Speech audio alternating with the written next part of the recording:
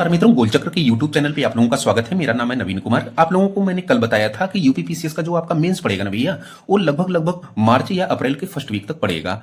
ज्यादातर बच्चे आपको पता है कि history, polity, geography, economy, environment जैसे टॉपिक पर ज्यादा फोकस करते हैं, लेकिन उससे कहीं ज्यादा नंबर गेन करने वाला जो टॉपिक है, इथिक्स है, GS5 है, GS6 है, मतलब यूपी स्पेशल, या फिर निबंध है, या फिर हिंदी है, वहां पर ज्यादा लोग फोकस नहीं करते हैं।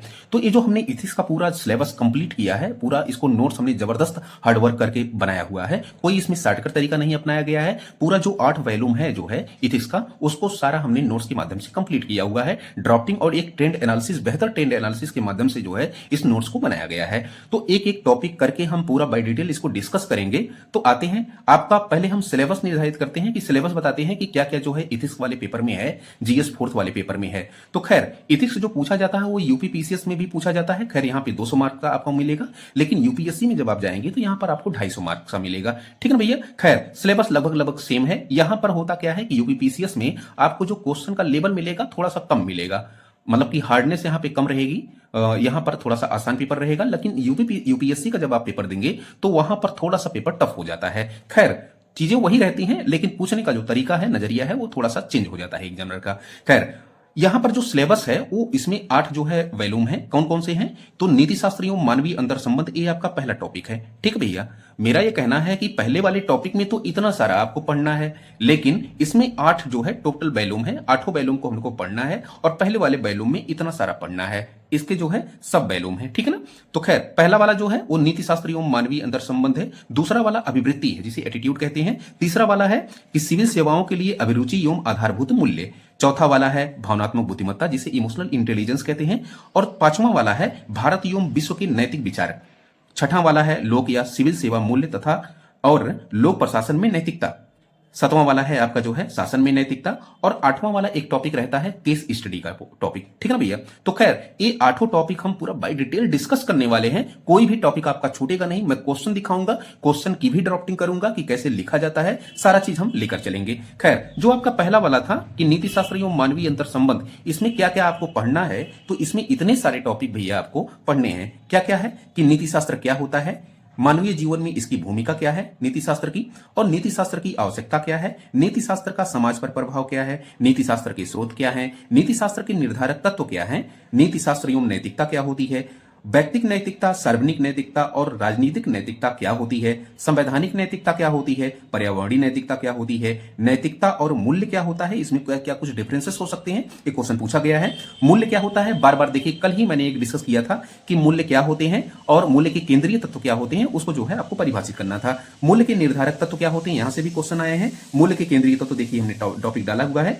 बाकी मूल्य के प्रकार क्या होते हैं, तो इतना सारा जो है आपको फर्स्ट वॉल्यूम से पढ़ना ही पड़ेगा। सारे को हम बाय डिटेल से एग्जांपल के माध्यम से, ट्रेंड एनालिसिस के माध्यम से देखने की कोशिश करेंगे। तो आते हैं, शुरू करते हैं नीति शास्त्र। सवाल है कि नीति शास्त्र क्या होता है। अच्छा, एक नीति शास्त्र होता है, दूसरी नैतिकता होती है। नीति शास्त्र की जो इंग्लिश आपकी होती है वो इथिक्स होती है, और नैतिकता की जो इंग्लिश होती है वो मोरल होती है। खैर दोनों के बीच हम लोग डिफरेंस देखेंगे। ये वाला टॉपिक भी शायद क्वेश्चन पूछा गया है। खैर पहले आते हैं नीति शास्त्र पे, इथिक्स पे। तो क्या मतलब कि इसकी उत्पत्ति कैसे हुई, तो ग्रीक शब्द है एथोस, इसी से इसकी उत्पत्ति मानी जाती है। अच्छा, एथोस जिसका अर्थ होता है चरित्र, आदत, रीति रिवाज और व्यवहार का तरीका इत्यादि, ये इसका अर्थ होता है। ठीक है भैया। तो सवाल है कि इसकी परिभाषा कैसे हम लिखेंगे, क्योंकि देखिए यहां से क्वेश्चन आया है नीति शास्त्र को लेकर के, तो नीति शास्त्र की जो परिभाषा है, जो व्याख्या है, जो इसका जो है अर्थ है, वो आपको बिल्कुल एकदम दिमाग में रटा होना चाहिए। तो नीति शास्त्र की जो परिभाषा होगी, क्या होगी, नीति शास्त्र सिद्धांतों का एक ऐसा समूह है जो हमें यह बताता है कि क्या करना है, क्या नहीं करना है, जो समाज को स्वीकार्य हो। एक बार वो देखिएगा कि नीति शास्त्र की जो उत्पत्ति हुई है वो एथोस, ग्रीक शब्द एथोस से हुई है, जिसका अर्थ होता है चरित्र, आदत, रीति रिवाज और व्यवहार का तरीका इत्यादि। ठीक है ना। तो सवाल है कि इसकी परिभाषा क्या होगी, तो नीति शास्त्र सिद्धांतों का एक ऐसा समूह है जो हमें यह बताता है कि क्या करना है, क्या नहीं करना है, जो समाज को स्वीकार्य हो। ठीक है भैया। ये ध्यान में रखना है कि जो नीति शास्त्र कोई जो है ऑब्जेक्टिव यूनिवर्सल कॉन्सेप्ट नहीं है। यहां समझिएगा, एक शब्द है ऑब्जेक्टिव यूनिवर्सल कॉन्सेप्ट। ऑब्जेक्टिव मतलब होता है कि जो सारे लोगों को स्वीकार हो, और एक सब्जेक्टिव होता है कि जो हर व्यक्ति पे जिनकी अलग अलग राय हो। ठीक है ना। सब्जेक्टिव होता है हर व्यक्तियों की अलग अलग अपनी राय होती है, हर व्यक्तियों के अपने अपने मूल्य होते हैं, लेकिन जो ऑब्जेक्टिव होता है इसको जो है अमूमन सारे लोगों के द्वारा स्वीकार किया जाता है। लेकिन जो नैतिकता नीति शास्त्र होता है, ये जरूरी नहीं कि ऑब्जेक्टिव यूनिवर्सल कॉन्सेप्ट हो। मतलब कि जैसे कि अभी हम एग्जांपल दिए हैं यहाँ पे कि क्योंकि यह समय, स्थान और परिस्थिति के अनुसार बदलती रहती है। क्या ये नीति शास्त्र जो होती है कोई यूनिवर्सल कॉन्सेप्ट नहीं है, ऑब्जेक्टिव यूनिवर्सल कॉन्सेप्ट नहीं है, क्योंकि यह समय, स्थान और परिस्थिति के अनुसार चेंज होती रहती है। जैसे अगर हम उदाहरण के रूप में लें कि पशु हत्या आपको जैनिज्म समाज में या जैनिज्म जो सोसाइटी है वहां पर आपको प्रतिबंधित मिलेगी, लेकिन जो मुस्लिम समाज है, मुस्लिम सोसाइटी, वहां पर आपको अलाउ करती हुई मिलेगी पशु हत्या। ठीक है ना, तो यहां पे चेंज हो रही है ना, यहां पे देखिए आपका जो है चेंज हो रही है, समाज के अनुसार यहां पे बदलती जा रही है। फिर जैसे सती प्रथा था, सती प्रथा में हम लोग पढ़े हैं कि एशियंट हिस्ट्री, मेडावल हिस्ट्री, एरंड अभिलेख तमाम पढ़े हैं ना, कि बाद में जो है राजा राम मोहन राय के द्वारा जो है प्रयासों से इसको लॉर्ड विलियम बेंटिंग के जो है शासनकाल में समाप्त किया गया।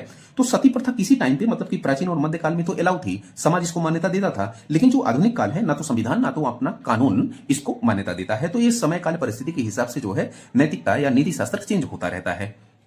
नेक्स्ट आपका जो है नीति शास्त्र से संबंधित टॉपिक है कि नीति शास्त्र की मानवीय जीवन में भूमिका, किस प्रकार की मानव जीवन में ये भूमिका को अदा करता है उसको हम जो ड्राफ्टिंग के माध्यम से देखेंगे। ध्यान में रहिएगा कि जितना आप जो है ड्राफ्ट करते हैं किसी आंसर में, जो है लोक सेवा आयोग के जो है आंसर में, तो उतना ही आपका जो आंसर होगा वो इफेक्टिव होगा और देखने में आकर्षक लगेगा, तो नो डाउट आपको नंबर दिया जाएगा। खैर, अगर हम नीति शास्त्र की मानवीय जीवन में भूमिका देखें तो क्या क्या ये करती है। पहला कि निर्णय लेने में आपको सहूलियत प्रदान करेगी। ठीक है भैया। दूसरा, अंतर्वैयक्तिक संबंध, जो आपका जो अंतर्वैयक्तिक संबंध, जैसे आप एक दूसरे से बात करते हैं तो वहां पर जो अंतर्वैयक्तिक संबंध होगा वो आपका बेहतर होगा। जवाबदेहिता, मतलब कि आपको जो है जवाबदेह, रिस्पॉन्सिबल बनाती है, उत्तरदायित्व तो आपकी सुनिश्चित करवाती है।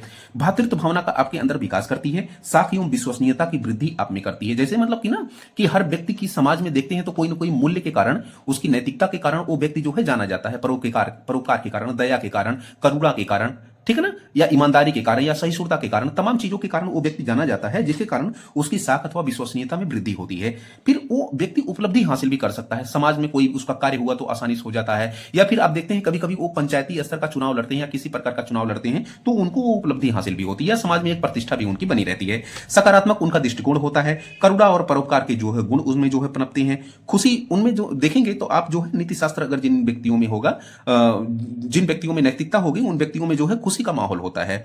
समानता को स्थापित करने में जो है व्यक्ति में जो है या मानव में समानता स्थापित करने में ये बल देता है और व्यक्तियों में जो है सत्यनिष्ठा का जो है गुण उत्पन्न करने में भी महत्वपूर्ण भूमिका निभाती है ये नीति शास्त्र। तो ये सारी चीजें जो है नीति शास्त्र की जो है मानवीय जीवन में भूमिका क्या है, तो ये हमने जो है ड्राफ्टिंग के माध्यम से क्लियर किया। बाकी नीति शास्त्र का समाज पर प्रभाव क्या पड़ता है तो इसको जरा समझते हैं। इसको भी ड्राफ्टिंग के माध्यम से ही समझेंगे कि क्या क्या प्रभाव पड़ेगा। पहला कि जो समाज होगा उस पर नीति शास्त्र का क्या प्रभाव पड़ेगा, कि समाज जो होगा वह शांति एवं सामंजस्यपूर्ण समाज होगा। ध्यान में रखिएगा कि मतलब कि वहां पर हिंसक माहौल नहीं होगा, वहां पर असहिष्णुता नहीं होगी, लोग मिल बांट करके अपना खाएंगे पिएंगे ऐश करेंगे। ठीक है ना। खैर, शांति एवं सामंजस्यपूर्ण समाज। फिर सुशासन पूर्ण समाज होगा, न्यायपूर्ण समाज होगा। मतलब कि ऐसा नहीं कि जो है किसी समाज में जो है हिंदू धर्म और मुस्लिम धर्म और जैनिज्म और बौद्धिज्म चार लोग रहते हैं तो फिर उसमें जो है असमानता दिखाई देगी या मतलब कि अन्याय दिखाई देगा। नहीं, वहां पर न्याय स्थापित होगा जहां पर नीति शास्त्र होगा। फिर समावेशता दिखाई पड़ेगी, मतलब कि जो है यहां पर बुजुर्ग भी, महिला भी, पुरुष भी और अदर लैंगिक जेंडर के भी लोग, मतलब कि समावेशता आपको दिखाई पड़ेगी।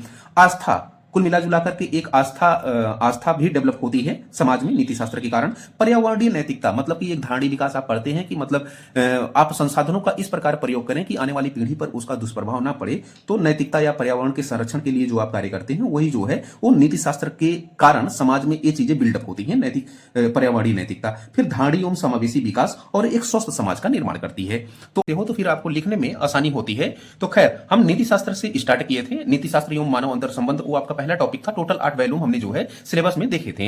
ये आपका जो है पहला वैल्यूम है और पहले वैल्यूम में हमने जो है कई सब वैल्यूम निर्धारित किए थे। उसमें हमने नीति शास्त्र की उत्पत्ति, नीति शास्त्र का अर्थ या उसकी परिभाषा को देखा था और साथ ही साथ कल वाली वीडियो में, मतलब पहले वाली वीडियो में, और साथ ही साथ नीति शास्त्र का समाज और मानव पर किस प्रकार का इंपैक्ट या प्रभाव पड़ता है उसको हमने देखा था। नीति शास्त्र आप जानते हैं कि सिद्धांतों का एक प्रकार का ऐसा समूह है जो यह बताता है कि क्या करना उचित है, क्या करना अनुचित है, क्या आचरण अच्छा है, क्या आचरण बुरा है, क्या नैतिक है, क्या अनैतिक है, मतलब कि क्या सही है क्या गलत है, जो समाज को स्वीकार हो। ये सब सारी चीजें जो है नीति शास्त्र डिफाइन करता है। फिलहाल आज का जो टॉपिक आपका है, मेरा ये मानना है कि पहली वाली क्लास आप देखकर ही इसको भी देखिएगा, नहीं तो आपको समझ में नहीं आएगा। ठीक है ना मेरे प्यारे भाई। आते हैं फिलहाल आज के क्लास पे कि नीति शास्त्र की आवश्यकता क्या है। सवाल ये है कि जितने भी जो है डिपार्टमेंट है या जितने भी व्यक्ति हैं, समाज है, राष्ट्र है या कई विभाग हैं, उनके लिए नीति शास्त्र की क्या जरूरत है। तो पहला इसमें जरूरत इस बात की है कि विभागीय कार्य संस्कृति को बेहतर रखने के लिए जो है हमको नीति शास्त्र की जरूरत पड़ती है।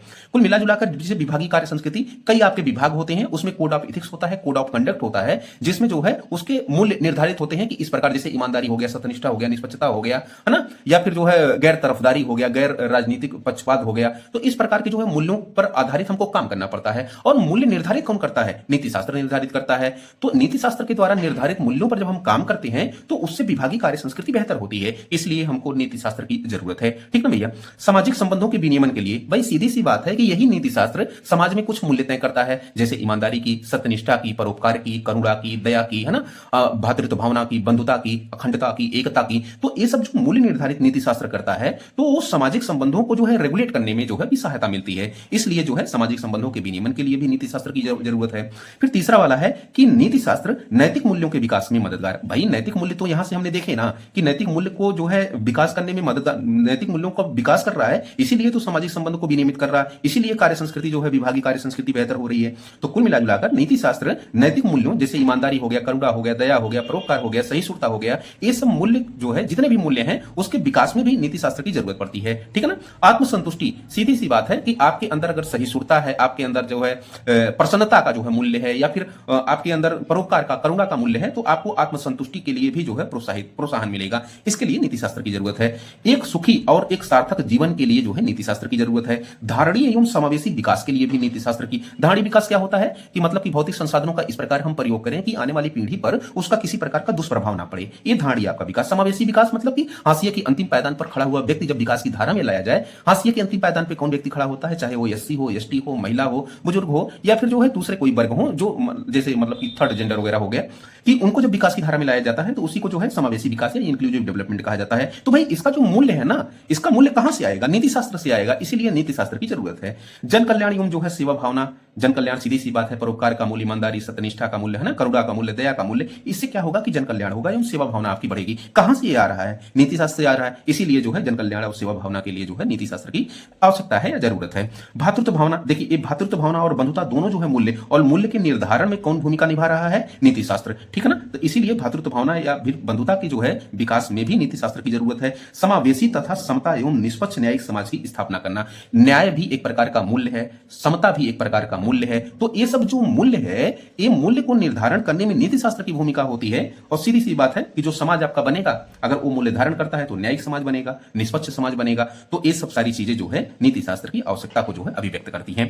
आते हैं क्वेश्चन पे, थोड़ा सा मेंस का क्वेश्चन देखते हैं कि किस प्रकार के मेंस के क्वेश्चन पूछे गए हैं या पूछे जा सकते हैं। कि नीति शास्त्र से आप क्या समझते हैं? नीति शास्त्र का मानव व समाज पर पड़ने वाले प्रभावों का उल्लेख कीजिए। 150 शब्दों में लिखना है। 2016 के यूपीएससी में पूछा गया था, इसको ध्यान में रखिएगा भैया। ठीक है ना? यूपीएससी के में जो है क्वेश्चन पूछा गया था। सेकंड क्वेश्चन है कि किसी देश की नैतिक उन्नति के लिए नीति शास्त्र की आवश्यकता पर प्रकाश डालिए। ये आपको 125 शब्दों में लिखना है। तो मुझे उम्मीद है कि जो टॉपिक आपने अभी तक पढ़ा है वो टॉपिक का हमने ही क्वेश्चन ये दिया है, तो आप लिखेंगे इस टॉपिक को। टॉपिक है भारत में नीति शास्त्र और उसके स्रोत। नीति शास्त्र को हमने सीधा सा बताया था, ये सिद्धांतों का एक प्रकार का समूह होता है जो यह बताता है कि क्या उचित है, क्या अनुचित है, जो समाज को स्वीकार्य हो। ठीक है ना? तो जो आपका सिद्धांतों का समूह है वो रामायण और महाभारत में भी मिलेगा, गांधी की थ्योरी में भी मिलेगा, इंडियन कॉन्स्टिट्यूशन में भी मिलेगा, जैनिज्म, बौद्धिज्म, सिखिज्म, इस्लामिक जो है आचार्य संहिता में, या फिर कानून में, समाज के द्वारा, अंतःकरण के द्वारा। इन सिद्धांतों के माध्यम से जो है हमको नैतिकताओं के उद्भव देखने को मिलते हैं या नैतिक मूल्य देखने को मिलते हैं, जिसको समाज के द्वारा फॉलो किया जाता है। तो वही ये टॉपिक है कि भारत में नीति शास्त्र और उसके स्रोत क्या क्या है। तो पहला चीज कि जो रामायण और महाभारत में यहां से कौन से मूल्य जो है आपको दिखाई पड़ते हैं या कौन से जो है नैतिक फैक्टर आपको दिखाई पड़ते हैं। तो ये नीति शास्त्र के जो है ध्यान में रखिएगा कि स्रोत हैं सारे,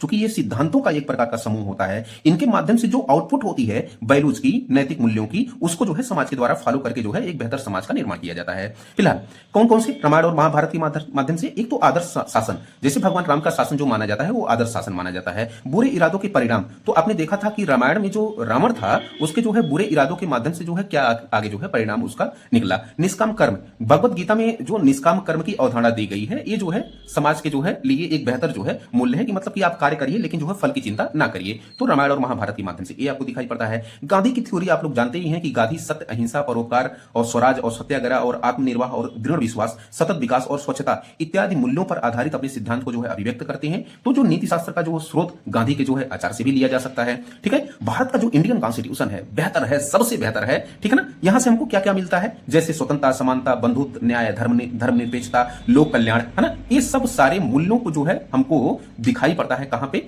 भारत के संविधान में दिखाई पड़ता है। तो भारत का संविधान चूंकि एक थ्योरी है ना, और थ्योरी जहां पे भी होगी, थ्योरी का समूह जहां पे भी होगा उसको हम नीति शास्त्र बोलेंगे। तो ये भी नीति शास्त्र का एक प्रकार का स्रोत है, माध्यम है, जिसके माध्यम से तमाम प्रकार के हमको मूल्य दिखाई पड़ते हैं और इसको जो है राष्ट्र के द्वारा फॉलो किए जाते हैं, समाज के द्वारा फॉलो किए जाते हैं। ऐसे जैनिज्म समाज में आपको पता होगा कि अहिंसा परमो धर्म, मतलब कि अहिंसा पर बहुत ज्यादा फोकस किया गया है। यहां तक कि फसल के उत्पादन पर भी जो है वहां पर रोक लगाई जाती है कि कहीं फसल के उत्पादन में छोटे मोटे कीड़े जो है ना मर जाएं। ठीक है, तो छोटे मोटे जीवों के प्रति दया भाव, वन्य जीवों का जो है संरक्षण, ये हमको जो है जैन आचार संहिता से देखने को मिलता है। ठीक है ना, बौद्ध आचार से हमको क्या मिलता है, मतलब कि बौद्ध इथिक्स से हमको क्या मिलता है, 4 आर्य सत्य, जैसे दुख समुदाय, दुख निरोध गामिनी प्रतिपदा। तो ये जो 4 आर्य सत्य हैं, ये जो है वहां से आपको अष्टांगिक मार्ग के माध्यम से जो दुख का निवारण है उसको किया जा सकता है ना, सम्यक दृष्टि, सम्यक वाक, सम्यक संकल्प, सम्यक समाधि, ये सब होता है ना अष्टांगिक मार्ग। इसके माध्यम से जो आपके जो है जीवन की जो एक धारा है वो बेहतर हो सकती है और आप निर्वाण की तरफ आगे बढ़ सकते हैं। ऐसा कुछ अष्टांगिक मार्ग के माध्यम से फॉलो करने से होता है।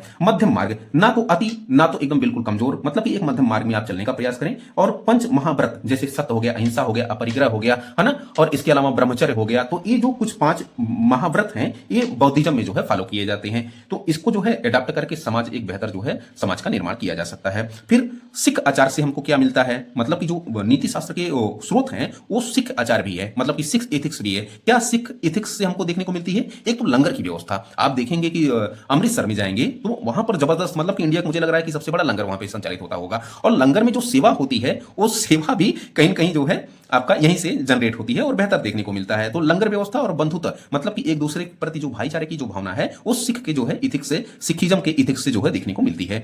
इस्लामिक आचार संहिता में भाई यहां पर भी आपको देखने को मिलेगी कि सामूहिकता, यहां पर जो एक भातृत्व भावना होती है, बंधुता होती है, एक दूसरे के प्रति लगाव होता है, तो वो जो सामूहिकता को दर्शाता है वो इस्लामिक इथिक्स से हमको देखने को मिलती है। कानून, आप जानते हैं कि हमारा जो कानून है वो ठीक है आपको जो है कुछ चीजों को फॉलो करने के लिए बाध्य करता है, लेकिन कुछ ऐसे जो है मूल्य होते हैं जिसको मूल्यों को प्रोत्साहित करता है। जैसे ईमानदारी पर कई जो है व्हिसल ब्लोअर एक्ट वगैरह बनाया गया है कि ईमानदारी को आपको करना पड़ेगा, निष्पक्षता आपको करनी पड़ेगी, है ना। तो ये जो है कानून अपना है, उस कानून नैतिक कार्रवाइयों के लिए बुनियादी ढांचा तैयार करता है। जैसे जो है पर्यावरण संरक्षण अधिनियम 1986 के माध्यम से जो है पर्यावरण नैतिकता आप में जो है आती है, मतलब कि आप पर्यावरण के संरक्षण के लिए काम करेंगे तो पर्यावरणीय नैतिकता आप में जो है जनरेट होगी। कहां से आ रही है, कानून आपको बाध्य कर रहा है। ठीक है ना भैया, ऐसे समाज, तो समाज के द्वारा भी निर्धारित कुछ नैतिक मापदंड होते हैं, जैसे बड़ों का आदर करना, सामूहिकता, है ना, कोई बात हो गई तो इकट्ठा हो जाना, और बंधुता, आपस में प्रेम भाव। तो ये सब मूल्य जो है समाज के द्वारा तय किए जाते हैं। समाज भी एक प्रकार का जो है नीति शास्त्र का बेहतर स्रोत है। ऐसे ही अंतःकरण, नहीं आप कहते हैं कि ये मेरे दिल की आवाज है, अंतरात्मा की आवाज है, ये मेरे अपने अंदर की आवाज है। आप बोलते हैं ना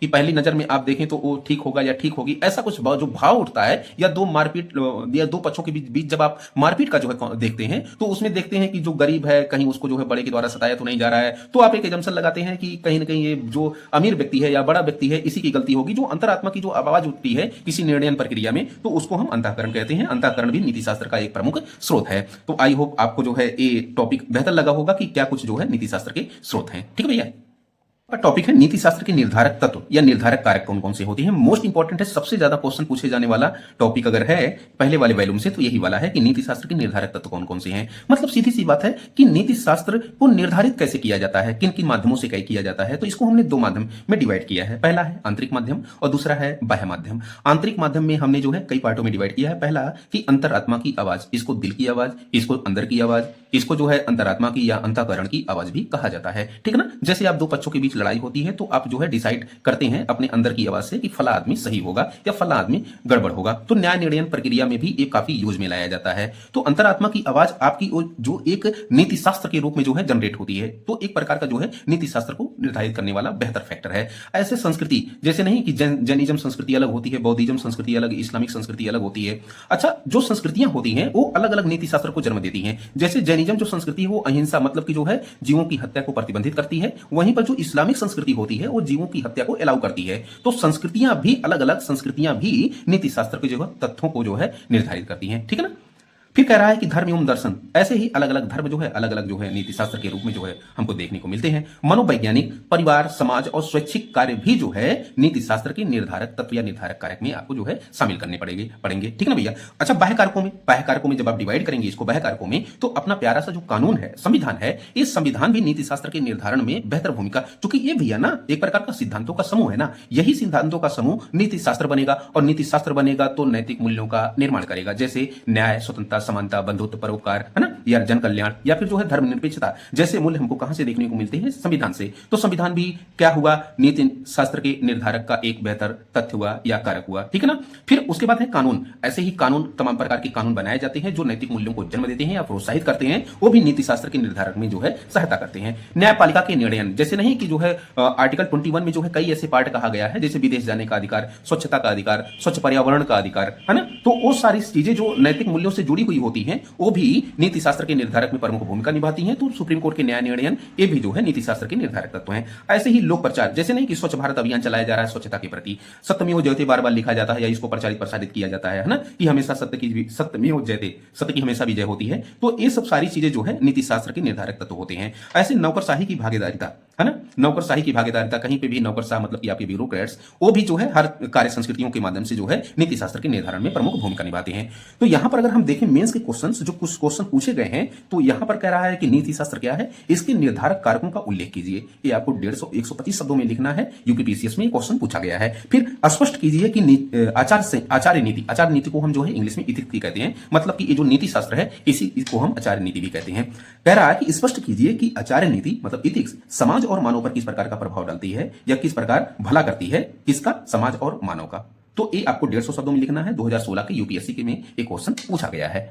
ठीक भैया। नेक्स्ट वाला जो टॉपिक है ये तो बेहद इंपॉर्टेंट है। यहां से क्वेश्चन बार बार पूछा जाता है कि नीति शास्त्र मतलब इथिक्स और मोरलिटी मतलब नैतिकता में क्या कुछ डिफरेंस होता है। ठीक है, मतलब कि नीति शास्त्र सीधी सी बात है एक बड़ा कॉन्सेप्ट है, और मोरलिटी या मोरल जो है वो एक छोटा कॉन्सेप्ट है। ठीक है, थोड़ा सा इसको समझते हैं कि नीति शास्त्र और नैतिकता दोनों में क्या कुछ डिफरेंस होता है, दोनों को कैसे परिभाषित करेंगे और किसको राइट डाउन कैसे करेंगे। तो नीति शास्त्र हमने पहले ही बताया था कि नीति शास्त्र सिद्धांतों का एक प्रकार का ऐसा समूह है जो यह बताता है कि क्या अच्छा है, क्या बुरा है, क्या नैतिक है, क्या अनैतिक है, क्या आचरण अच्छा है, क्या आचरण बुरा है, क्या सही है, क्या गलत है, जो समाज को स्वीकार हो। तो ये सारी चीजें जो एक सिद्धांतों के समूह के अंतर्गत आती हैं वो क्या कहलाती हैं? नीति शास्त्र कहलाती हैं। ठीक ना भैया। सीधी सी बात है कि अगर हम उदाहरण के रूप में देखें तो नीति शास्त्र जो है वो नैतिक मूल्यों को जन्म देती है। ध्यान से सुनिएगा, नीति शास्त्र जो होती है नैतिक मूल्यों को जन्म देती है। किस प्रकार के नैतिक मूल्यों को? सत्यनिष्ठा, करुणा, बड़ों का आदर करना, परोपकार, दया, भाईचारा, बंधुता, ये सब जो है नीति शास्त्र अपने सिद्धांतों के माध्यम से जो है नैतिक मूल्यों को जो जनरेट करती है, नैतिक मूल्यों को जन्म देती है। और ध्यान से सुनिएगा, इन्हीं नैतिक मूल्यों को जब कोई व्यक्ति व्यक्तिगत स्तर पे फॉलो करता है, व्यक्तिगत स्तर पे उसे लागू करता है अपने जीवन में, तो उसको मोरल बोलते हैं। क्या बोलते हैं? नैतिक बोलते हैं या नैतिकता वाला व्यक्ति बोलते हैं। अगर कहीं वो इस नैतिक नियमों को नहीं फॉलो किया, मतलब कि नीति शास्त्र द्वारा तय किए गए नैतिक मूल्यों को अगर व्यक्ति नहीं फॉलो करता है, तो उसको हम इमोरल बोलते हैं। क्या बोलते हैं भाई? इमोरल बोलते हैं। ठीक है ना। तो वही है कि यह सामाजिक मूल्यों से बचने के लिए यह सामाजिक मूल्यों से बनने वाले ऐसे आदर्शात्मक सिद्धांत से संबंधित होता है जिसके आधार पर किसी व्यक्ति के आचरण को सही या गलत ठहराया जाता है। ठीक है ना। जैसे मैंने बताया ना कि भाई ये जो नीति शास्त्र के द्वारा कुछ नैतिक मूल्यों को निर्धारित किया जाता है, अब इन्हीं को फॉलो करेगा तो वो मोरल होगा, नहीं तो इमोरल होगा। समझ में आई ना बात भैया। फिर कहते हैं कि जो नीति शास्त्र है वो नैतिक मूल्यों का समुच्चय होता है। ठीक है, हमने बताया कि नैतिक सिद्धांतों का एक प्रकार समूह या समुच्चय होता है, और ये क्या होता है कि व्यक्तिगत व्यवहारों के मूल्यों का जो है समुच्चय होता है। मतलब सीधी सी बात है कि जो नीति शास्त्र होता है ये समाज पर जो है बाध्यकारी या दबाव डालता है कि इसको पूरा समाज मतलब कार्य करेगा, पूरा समाज इसको फॉलो करेगा, है ना। अरे भाई, सत्यनिष्ठा के लिए जो है हमारे जो है समाज को जो है फॉलो करवाया जाता है, ईमानदारी के लिए, करुणा के लिए, बंधुता के लिए, परोपकार के लिए, सहभागिता के लिए, सारी चीजों के लिए समाज के द्वारा जो है बाध्य किया जाता है। लेकिन फॉलो कौन करता है? कुछ ही लोग। जो फॉलो करेंगे वो मोरल होंगे, जो नहीं फॉलो करेंगे वो इमोरल होंगे। ठीक है ना। खैर, यहां पर अगर हम देखें तो समाज के द्वारा सारे लोगों के जो फॉलो किया जाता है, तो इसीलिए हम इसको क्या कहते हैं? वस्तुनिष्ठ कहते हैं। वस्तुनिष्ठता, इसको ध्यान में रखिएगा कि एक ऐसा शब्द है जहां पर सारे लोग किसी थॉट थ्योरी के लिए या फिर किसी मूल्य के लिए सहमत हों ज्यादा से ज्यादा, तो उसको हम वस्तुनिष्ठ कहेंगे। लेकिन हम देखते हैं कि जिन नैतिक मूल्यों को निर्धारित किया गया है नीति शास्त्र के द्वारा, उसमें कुछ ही लोगों के द्वारा फॉलो किया जा रहा है, जो कुछ लोगों के द्वारा मतलब कि अलग अलग प्रकार के लोगों के द्वारा अलग प्रकार के मूल्यों को फॉलो किया जाता है। इसलिए हम कह सकते हैं कि ये जो मोरल होता है या नैतिकता होती है आत्मनिष्ठ होती है, और ये जो होता है वस्तुनिष्ठ होता है। ठीक है ना। खैर, ये समाज, धर्म और कार्यालय के द्वारा निर्धारित होता है। कौन? नीति शास्त्र। ठीक है ना भैया। और यहां पर कह रहा है कि नीति शास्त्र विज्ञान एक प्रकार की विज्ञान मतलब कि बार बार एक खोज करती है कि कौन से नैतिक मूल्य हैं कौन से नहीं हैं। जैसे कि अभी तो भाई आधुनिक युग में जो है आपका लव लव मैरिज या फिर लिविंग रिलेशन ये समाज में तो एक्सेप्टेबल नहीं है अभी, लेकिन हो सकता है कि कुछ समय बाद जब समाज इसको आधुनिक समाज अडॉप्ट कर ले तो इसको जो है नैतिकता के दायरे में ला दिया जाए, लेकिन अभी नैतिकता के दायरे में नहीं है। ठीक है ना। अच्छा, इसी को अगर कोई फॉलो करता है जैसे लव मैरिज को या फिर लिविंग रिलेशन को, तो हमारे समाज में उसको इमोरल बोला जाता है, मोरल नहीं बोला जाता, क्योंकि समाज के द्वारा जो है अभी एक्सेप्ट नहीं किया गया है। लेकिन धीरे धीरे जिस प्रकार जो है नीति शास्त्र के अंतर्गत इसको जब हम फॉलो कर देंगे, मतलब कि इसको मान्यता दे देंगे समाज के द्वारा, तो यही जो में आपका एक क्वेश्चन है, नीति शास्त्र और नैतिकता मतलब कि इथिक्स और मॉरलिटी में क्या कुछ विभेद होता है, इसके विभेद कीजिए तथा नीति शास्त्रीय निर्धारक तत्वों की व्याख्या करिए। 2018 में यूपीएससी में क्वेश्चन पूछा गया था, 150 शब्दों में आपको लिखना है। आप कमेंट करिए, मुझे थोड़ा सा प्रोत्साहन मिलेगा, और थोड़ा सा शेयर वगैरह कर लिया करिए, वीडियो लोग सब्सक्राइब कर लें ताकि मुझे बनाने में भी थोड़ा सा प्रोत्साहन मिले। ठीक है भैया, थैंक यू सो मच, ज्यादा समझ में आएगा। हम देख रहे हैं कि आज वाले क्लास में नैतिकता मॉरलिटी, इससे पहले वाले क्लास में हम जो है नीति शास्त्र और नैतिकता मतलब इथिक्स और मॉरलिटी के बीच जो है अंतर संबंधों को देख लिए थे, क्या कुछ विभेद होता है उसको भी देख लिए थे। खैर, थोड़ी सी बात मैं आपको बताते चलूं कि जो नीति शास्त्र होता है वो सिद्धांतों का एक प्रकार का ऐसा समूह होता है जिसके माध्यम से जो है समाज में क्या स्वीकार्य है क्या स्वीकार नहीं है, मतलब कि कौन से अच्छे मूल्य हैं कौन से बुरे मूल्य हैं, क्या सही है क्या गलत है, क्या अच्छा आचरण क्या बुरा आचरण, क्या नैतिक क्या अनैतिक, ये सब जो है निर्धारित करने का काम नीति शास्त्र करता है।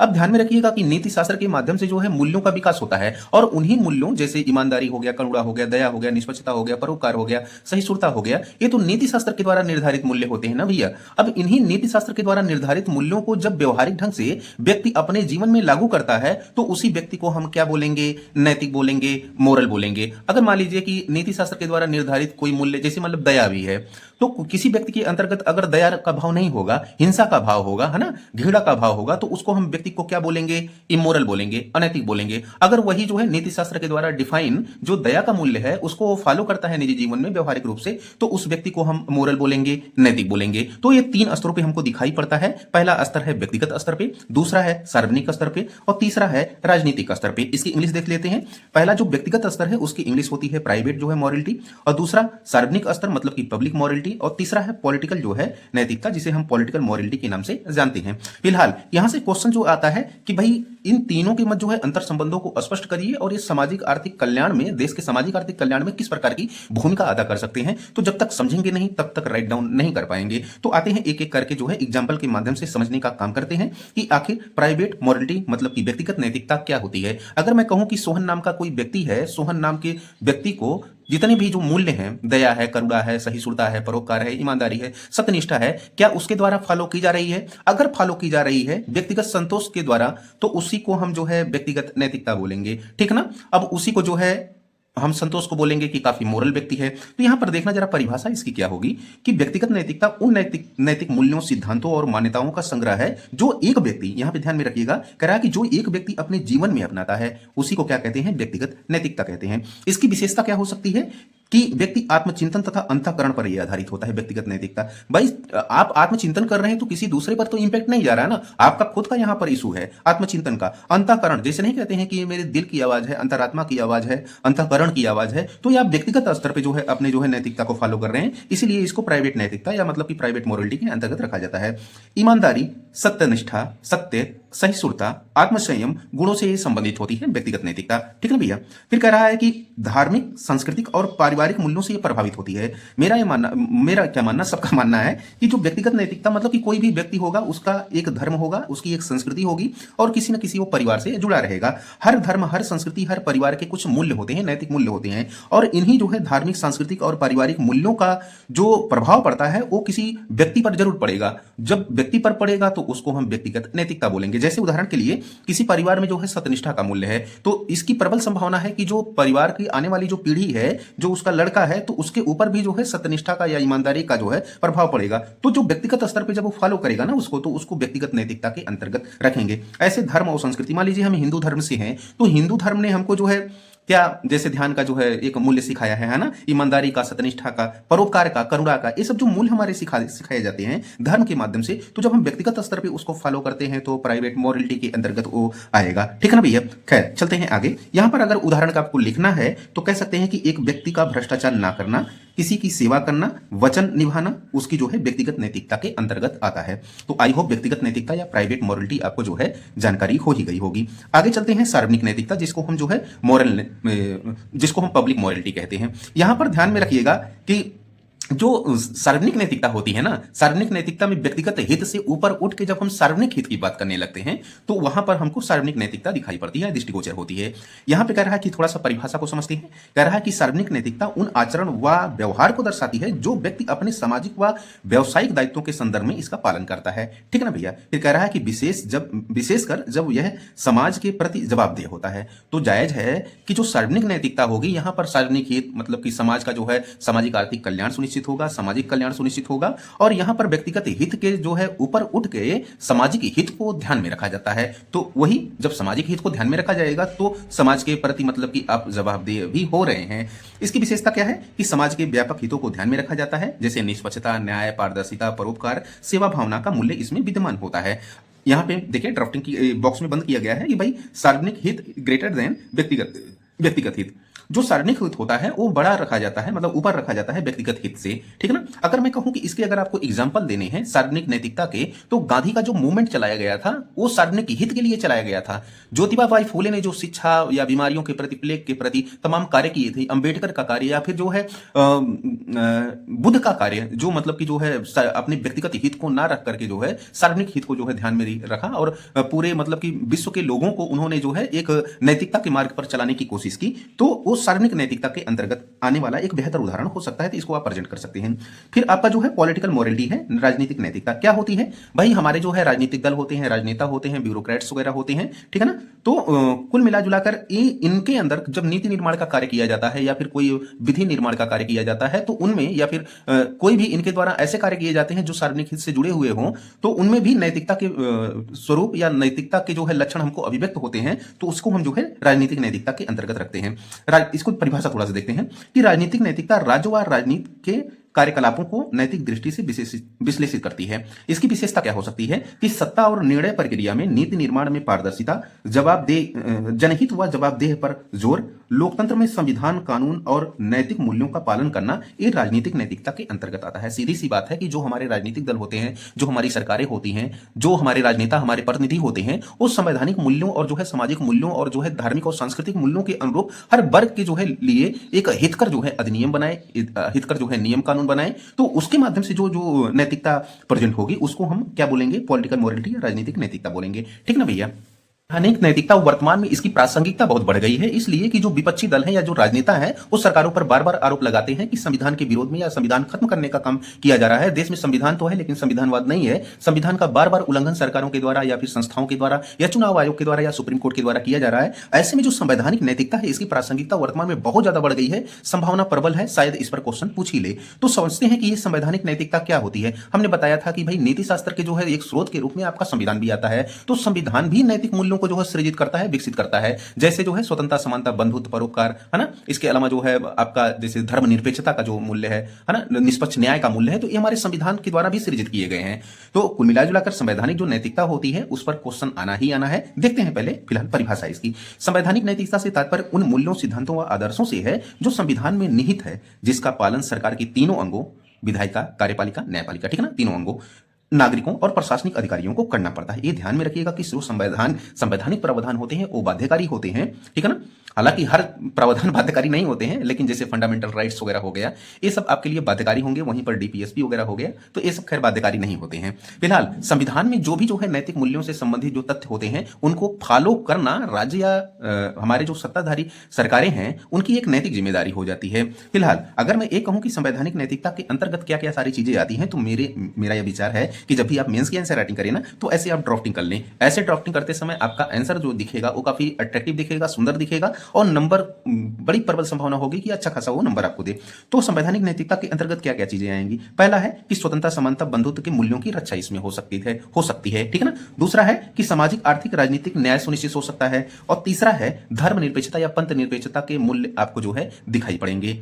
फिर क्या है कि विविधता में एकता। भारत एक विविधतापूर्ण देश है जहां पर जो है कई ठे संस्कृतियां, कई धर्म, कई जाति, कई प्रकार के लोग रहते हैं। इसमें भौगोलिक विविधता भी दिखाई पड़ती है, सांस्कृतिक और धार्मिक और भाषाई विविधता भी दिखाई पड़ती है। लेकिन फिर भी विविधता के बावजूद देश में एकता और अखंडता को स्थापित करने में जो है संवैधानिक नैतिकता एक प्रमुख रोल निभाती है। उसमें कहता है कि जाति, धर्म, भाषा और संस्कृति की विविधता का सम्मान करना, ये जो है विविधता में एकता को स्थापित करना हो जाएगा। और जो विविधता में एकता का मूल्य है, ये जो है संवैधानिक नैतिकता के अंतर्गत आता है। ठीक ना भैया।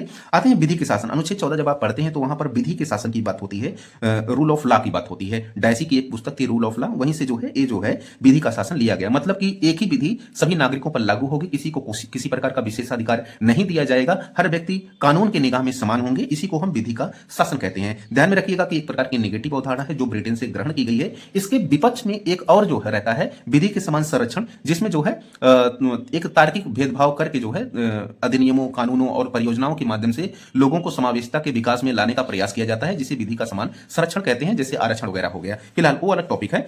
अच्छा, वो भी इसमें रख सकते हैं, ठीक है, वो भी तो संवैधानिक नैतिकता का एक पार्ट हो गया। तो विधि का जो है शासन इसमें रख सकते हैं। फिर पर्यावरणीय नैतिकता, मैं कह रहा हूं कि आर्टिकल जो 21 है। अच्छा, एक केस आया था एमसी मेहता बनाम भारत संघ का मामला, तो स्वच्छता का इतने समय स्वच्छ पर्यावरण का मामला चल रहा है। तो उसने कहा कि जीवन जीने के लिए, इसमें आर्टिकल 21 में क्या है, जीवन जीने की स्वतंत्रता है ना भाई।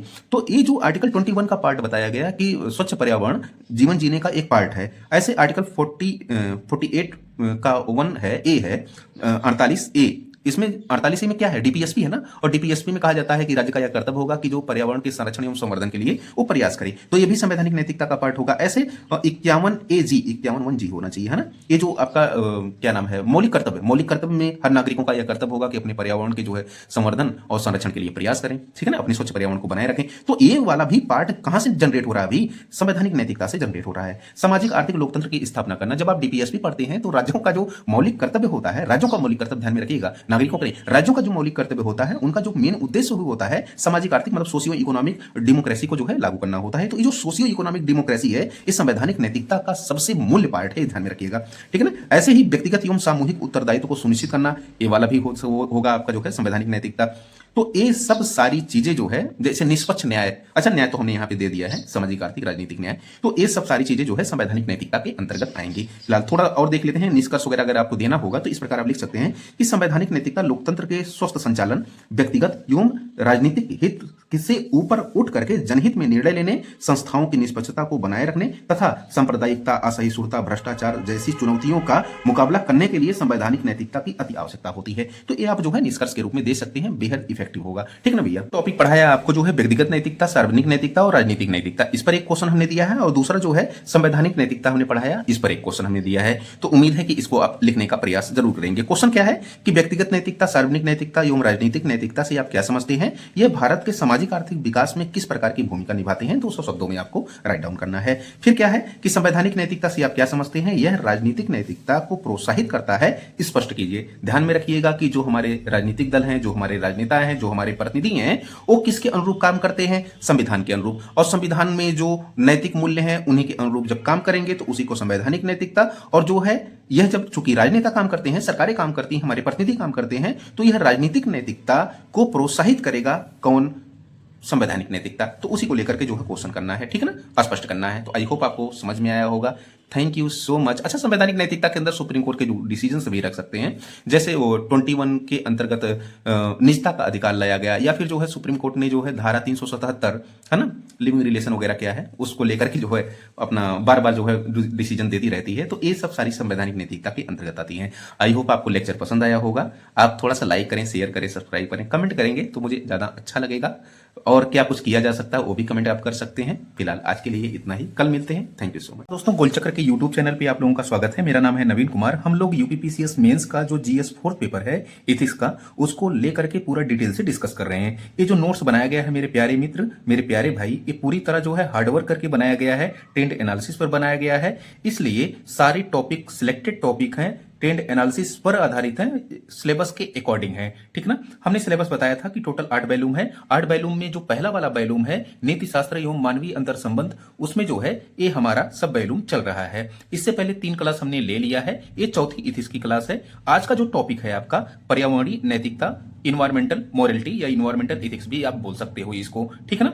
इतने समय इसकी प्रासंगिकता इसलिए बहुत ज्यादा है चूंकि लगातार जलवायु परिवर्तन, ग्लोबल वार्मिंग, वायु प्रदूषण, PM 2.5 का तो स्तर इस कदर बढ़ गया है कि सांस लेना मुश्किल हो रहा है, ठीक है ना। इसके अलावा जल प्रदूषण, मृदा क्षरण जैसी तमाम ऐसी गतिविधियां हो रही हैं जो खाद्यान्न संकट से लेकर के जो आपके स्वास्थ्य स्तर तक प्रभावित कर रही हैं। इसलिए ये जो टॉपिक है ना, पिछले कुछ समय से बहुत ज्यादा इसकी इंपॉर्टेंस हो गई है। फिलहाल आते हैं इसकी थोड़ा सा परिभाषा को देखते हैं। तो परिभाषा क्या हो सकती है, आप अपने से जरा बनाइए कि किसी व्यक्ति, किसी समाज, किसी राष्ट्र, किसी कानून, किसी संविधान के द्वारा या किसी नैतिक मूल्य, इनसे सृजित नैतिक मूल्यों के द्वारा जब पर्यावरण के संरक्षण एवं संवर्धन का प्रयास किया जाए एक सेवा भावना से, एक अंतःकरण की भावना से, तो उसको हम पर्यावरणीय नैतिकता बोल सकते हैं, ठीक है ना। फिलहाल यहाँ पे परिभाषा क्या लिखा गया है ये हमको पढ़ना है। आते हैं जरा देखते हैं कि परिभाषा में क्या है। तो परिभाषा में कह रहा है कि पर्यावरण नैतिकता वह नैतिक सिद्धांत है जो मानव को पर्यावरण के संरक्षण, संवर्धन एवं सतत उपयोग के लिए नैतिक जिम्मेदारियों की समझ प्रदान करते हैं। ये आपकी जो है पर्यावरणीय नैतिकता की परिभाषा हो गई। तो सवाल है कि इसके कुछ उदाहरण हमको सर बता दीजिए।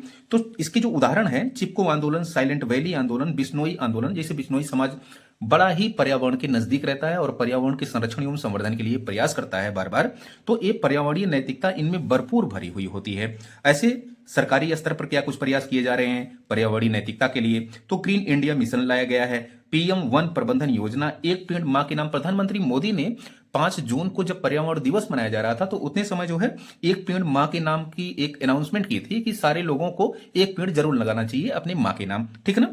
तो ये भी जो है कहीं ना कहीं पर्यावरणीय नैतिकता को प्रोत्साहित करता है। ऐसे जो संवैधानिक स्तर है उसमें आर्टिकल जो 21 है, आर्टिकल 21 तो जीवन जीने की स्वतंत्रता हमको देता है, लेकिन भाई जीवन जी तो हम तभी पाएंगे ना जब हमारा पर्यावरण कैसा होगा, स्वच्छ होगा। MC मेहता बनाम भारत संघ का मामला आया था और उसमें जो है माननीय सुप्रीम कोर्ट ने कहा कि स्वच्छ पर्यावरण जीवन जीने की स्वतंत्रता का एक पार्ट होगा, ठीक है। ऐसे ही आर्टिकल 48A क्या है, DPSP है, डायरेक्टिव प्रिंसिपल स्टेट पॉलिसी है। इसमें राज्य का यह कर्तव्य बनाया गया है कि वह पर्यावरण के संरक्षण एवं संवर्धन के लिए प्रयास करेगा। ऐसे ही आपका 51AG में क्या है, मौलिक कर्तव्य है। मौलिक कर्तव्य आप जानते ही हैं कि नागरिकों का मौलिक कर्तव्य 11 मौलिक कर्तव्य है, उनमें से एक मौलिक कर्तव्य है कि पर्यावरण के संरक्षण एवं संवर्धन के लिए हर भारतीय नागरिक प्रयास करेगा। तो ये कुछ हमने उदाहरण बता दिए हैं, ठीक है भैया। तो सवाल है कि जो पर्यावरणीय नैतिकता है इसकी जरूरत क्यों है। ये जो शब्द है हमने बड़ा ही इसको खोज करके डाला है, मेहनत करके डाला है, तो इसको आप जरूर रट लें, पर इसको तैयार कर लेना आप। क्या है कि आधुनिक युग में औद्योगिकरण के रथ पर सवार व्यक्ति प्रजातीय श्रेष्ठता, स्वार्थवाद, सुखवाद जैसे निकृष्ट दार्शनिक विचारों और उपभोक्तावादी प्रवृत्तियों से वशीभूत होकर पर्यावरण का विनाश करने पर तुला हुआ है। मानव के इस व्यवहार के परिणाम स्वरूप कुछ जो है चीजें हमको देखने को मिल रही हैं। क्या चीजें, ग्लोबल वार्मिंग देखने को मिल रहा है, ठीक है ना। ऐसे ही वायु प्रदूषण, जल प्रदूषण, मृदा प्रदूषण, ये सब सारी चीजें, मृदा क्षरण, ओजोन क्षरण, जीव जंतु एवं वनस्पतियां विलुप्त हो रही हैं।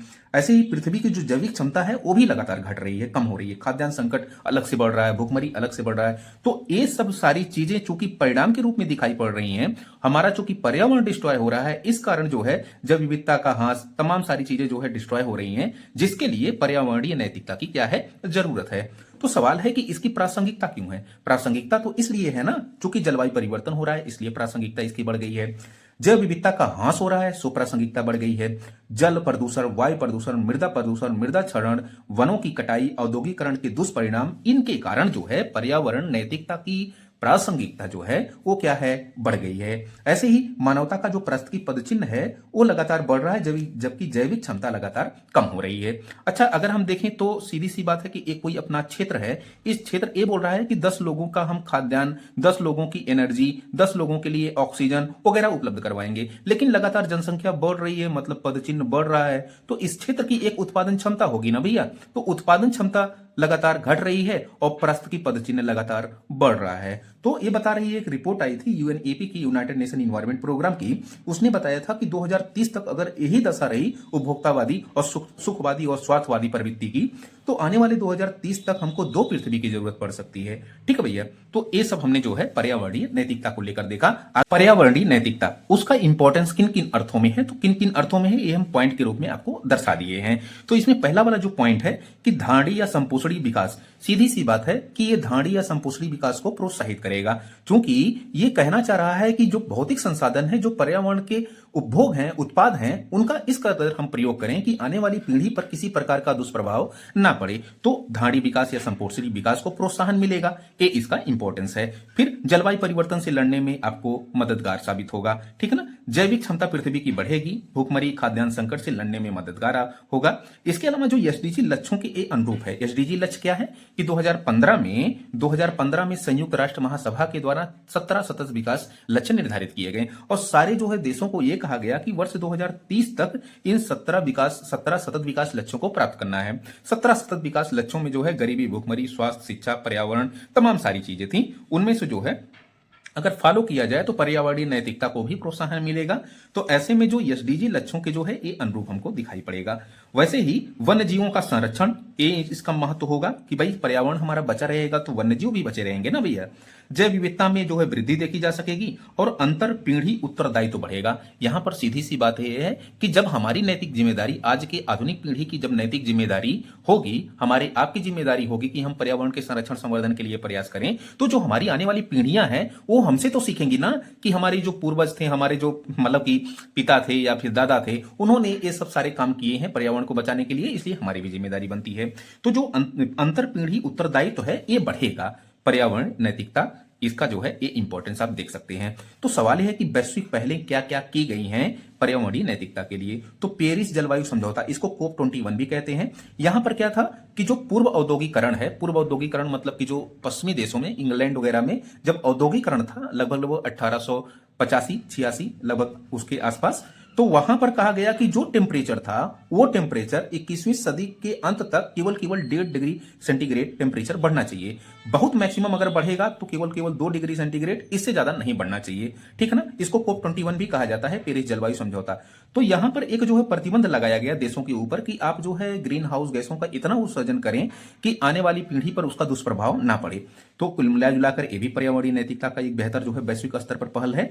वैसे ही एसडीजी जो यूएन के द्वारा जो है एसडीजी लक्ष्य निर्धारित किए गए थे, ये वाला हमने बताया था ना कि 2030 तक 17 सतत विकास लक्ष्यों को निर्धारित किया गया है, वो भी पर्यावरणीय नैतिकता का एक वैश्विक पहल अच्छी है। अर्थ चार्टर में भी जो है पर्यावरणीय नैतिकता को लेकर के बात की गई है। आईएसए की स्थापना, इंटरनेशनल सोलर एसोसिएशन, भारत और फ्रांस के द्वारा 2015 में इसी पेरिस जलवायु समझौते में किया गया था, ठीक है ना। तो ये भी तो कहीं न कहीं पर्यावरण के अनुकूल ही बात करता है, एक ग्रीन एनर्जी की बात करता है, इसलिए पर्यावरणीय नैतिकता को फोकस करेगा। तो ये सब वैश्विक पहले हैं।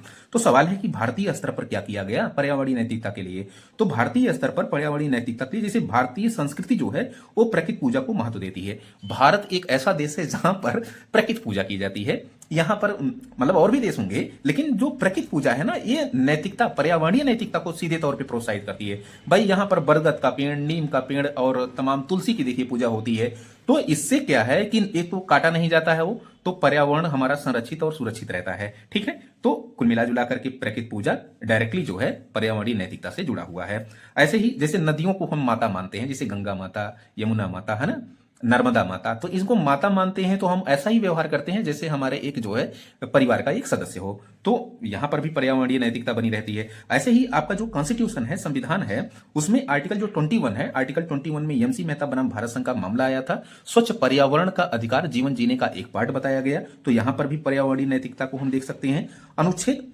48A जो डीपीएसपी है, डायरेक्टिव प्रिंसिपल स्टेट पॉलिसी, उसमें जो है कहा गया कि राज्य का यह कर्तव्य होगा कि वह पर्यावरण के संरक्षण एवं संवर्धन के लिए प्रयास करे।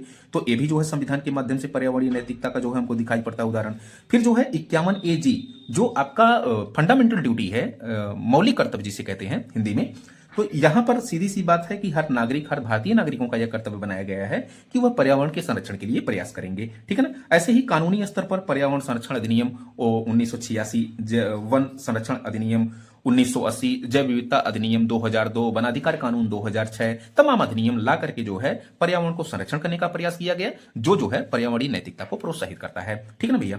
फिर इसके अलावा कुछ आंदोलन है, आंदोलन वगैरह देखिए जरूर आप डालिएगा, जैसे चिपको आंदोलन है, साइलेंट वैली आंदोलन है, बिश्नोई आंदोलन, चूंकि बिश्नोई जो समाज है ना वो पर्यावरण के सबसे ज्यादा करीब है, पर्यावरण के संरक्षण संवर्धन के लिए सबसे ज्यादा प्रयास करता है, वो पर्यावरणीय नैतिकता का बहुत अच्छा एग्जाम्पल है। फिर कोर्ट के द्वारा, देखिए अभी जैसे न्यूजीलैंड की सरकार के द्वारा वहां पर भी कुछ चीजों को जो है पर्यावरण के डायमेंशन से, पर्यावरणीय नैतिकता से जो है वहां की सुप्रीम कोर्ट ने या फिर सरकार ने कुछ पैमाना तय किया है। ऐसे ही हमारा जो उत्तराखंड का हाई कोर्ट है, उत्तराखंड के हाई कोर्ट ने गंगा नदी को एक जीवित इकाई माना है। अच्छा, जब जीवित इकाई आप मानेंगे तो मानव जैसे व्यवहार करेंगे, तो ना उसको दूषित करेंगे, ना उसके साथ जो है ना मतलब कि अतिक्रमण करेंगे उसका। तो ये जो है पर्यावरणीय नैतिकता के कुछ डिसीजंस हो गए। तो एक आपको बेहतर निष्कर्ष लिखना पड़ेगा। क्या निष्कर्ष लिखना पड़ेगा कि पर्यावरणीय नैतिकता केवल वैज्ञानिक मुद्दा ही नहीं बल्कि नैतिक एवं दार्शनिक प्रश्न भी है, जो यह सिखाती है कि वह किस प्रकार पृथ्वी का संरक्षण करे कि मानव पर्यावरण संतुलन स्थापित किया जा सके। ठीक है ना भैया। जैसे पर्यावरणीय नैतिकता के संदर्भ में अगर आपको कोटेशन वगैरह कोई डालना हो तो कोटेशन एक बड़ा ही इंपॉर्टेंट कोटेशन है। क्या है? एक थॉमस एक्विनास का कोटेशन है। ये क्या कहते हैं कि यदि प्राकृतिक और मानव निर्मित नियमों के बीच कभी अंतर्द्वंद की स्थिति आती है तो हमेशा प्राकृतिक नियमों को वरीयता देनी चाहिए। ये सबसे अच्छा आपका जो है पर्यावरणीय नैतिकता का कोटेशन हो सकता है। इसको आप जरूर डालें आंसर राइटिंग में। बाकी एक क्वेश्चन हमने दे दिया है आपको लिखने के लिए कि पर्यावरणीय नैतिकता क्या है। आधुनिक उपभोक्तावादी प्रवृत्ति में पर्यावरणीय नैतिकता की प्रासंगिकता पर प्रकाश डालिए। नमस्कार दोस्तों, गोलचक्र के यूट्यूब चैनल पे आप लोगों का स्वागत है। मेरा नाम है नवीन कुमार। और कैसे हैं आप लोग? हम लोग यूपीपीसीएस मेंस का जो जीएस फोर्थ पेपर है इथिक्स का, उसको लेकर के डिस्कशन कर रहे हैं। 4 क्लास हो चुके हैं। ये आज का 5वां क्लास है। बेहद इंपॉर्टेंट क्लास है ह्यूमन वैल्यू, जिसे हम मानव मूल्य कहते हैं। वर्तमान में बढ़ती अनैतिकता, अमानवीयता और असहिष्णुता और भौतिकतावादी सोचों ने इस मानव मूल्य को और ज्यादा प्रासंगिक बना दिया है। तो आते हैं, समझते हैं कि मानव मूल्य होता क्या है। सीधी सी बात है कि मानव मूल्य एक प्रकार का सिद्धांतों का एक प्रकार का ऐसा समूह होता है जो व्यक्ति के सोच, व्यवहार और निर्णय को दिशा प्रदान करता है। यह व्यक्ति के सामाजिक, आर्थिक, राजनैतिक, सांस्कृतिक और आध्यात्मिक विकास के लिए काफी ज्यादा जरूरी है। तो आते हैं, पहले परिभाषा समझते हैं, उसके बाद जो है बातचीत करते हैं। ठीक है ना।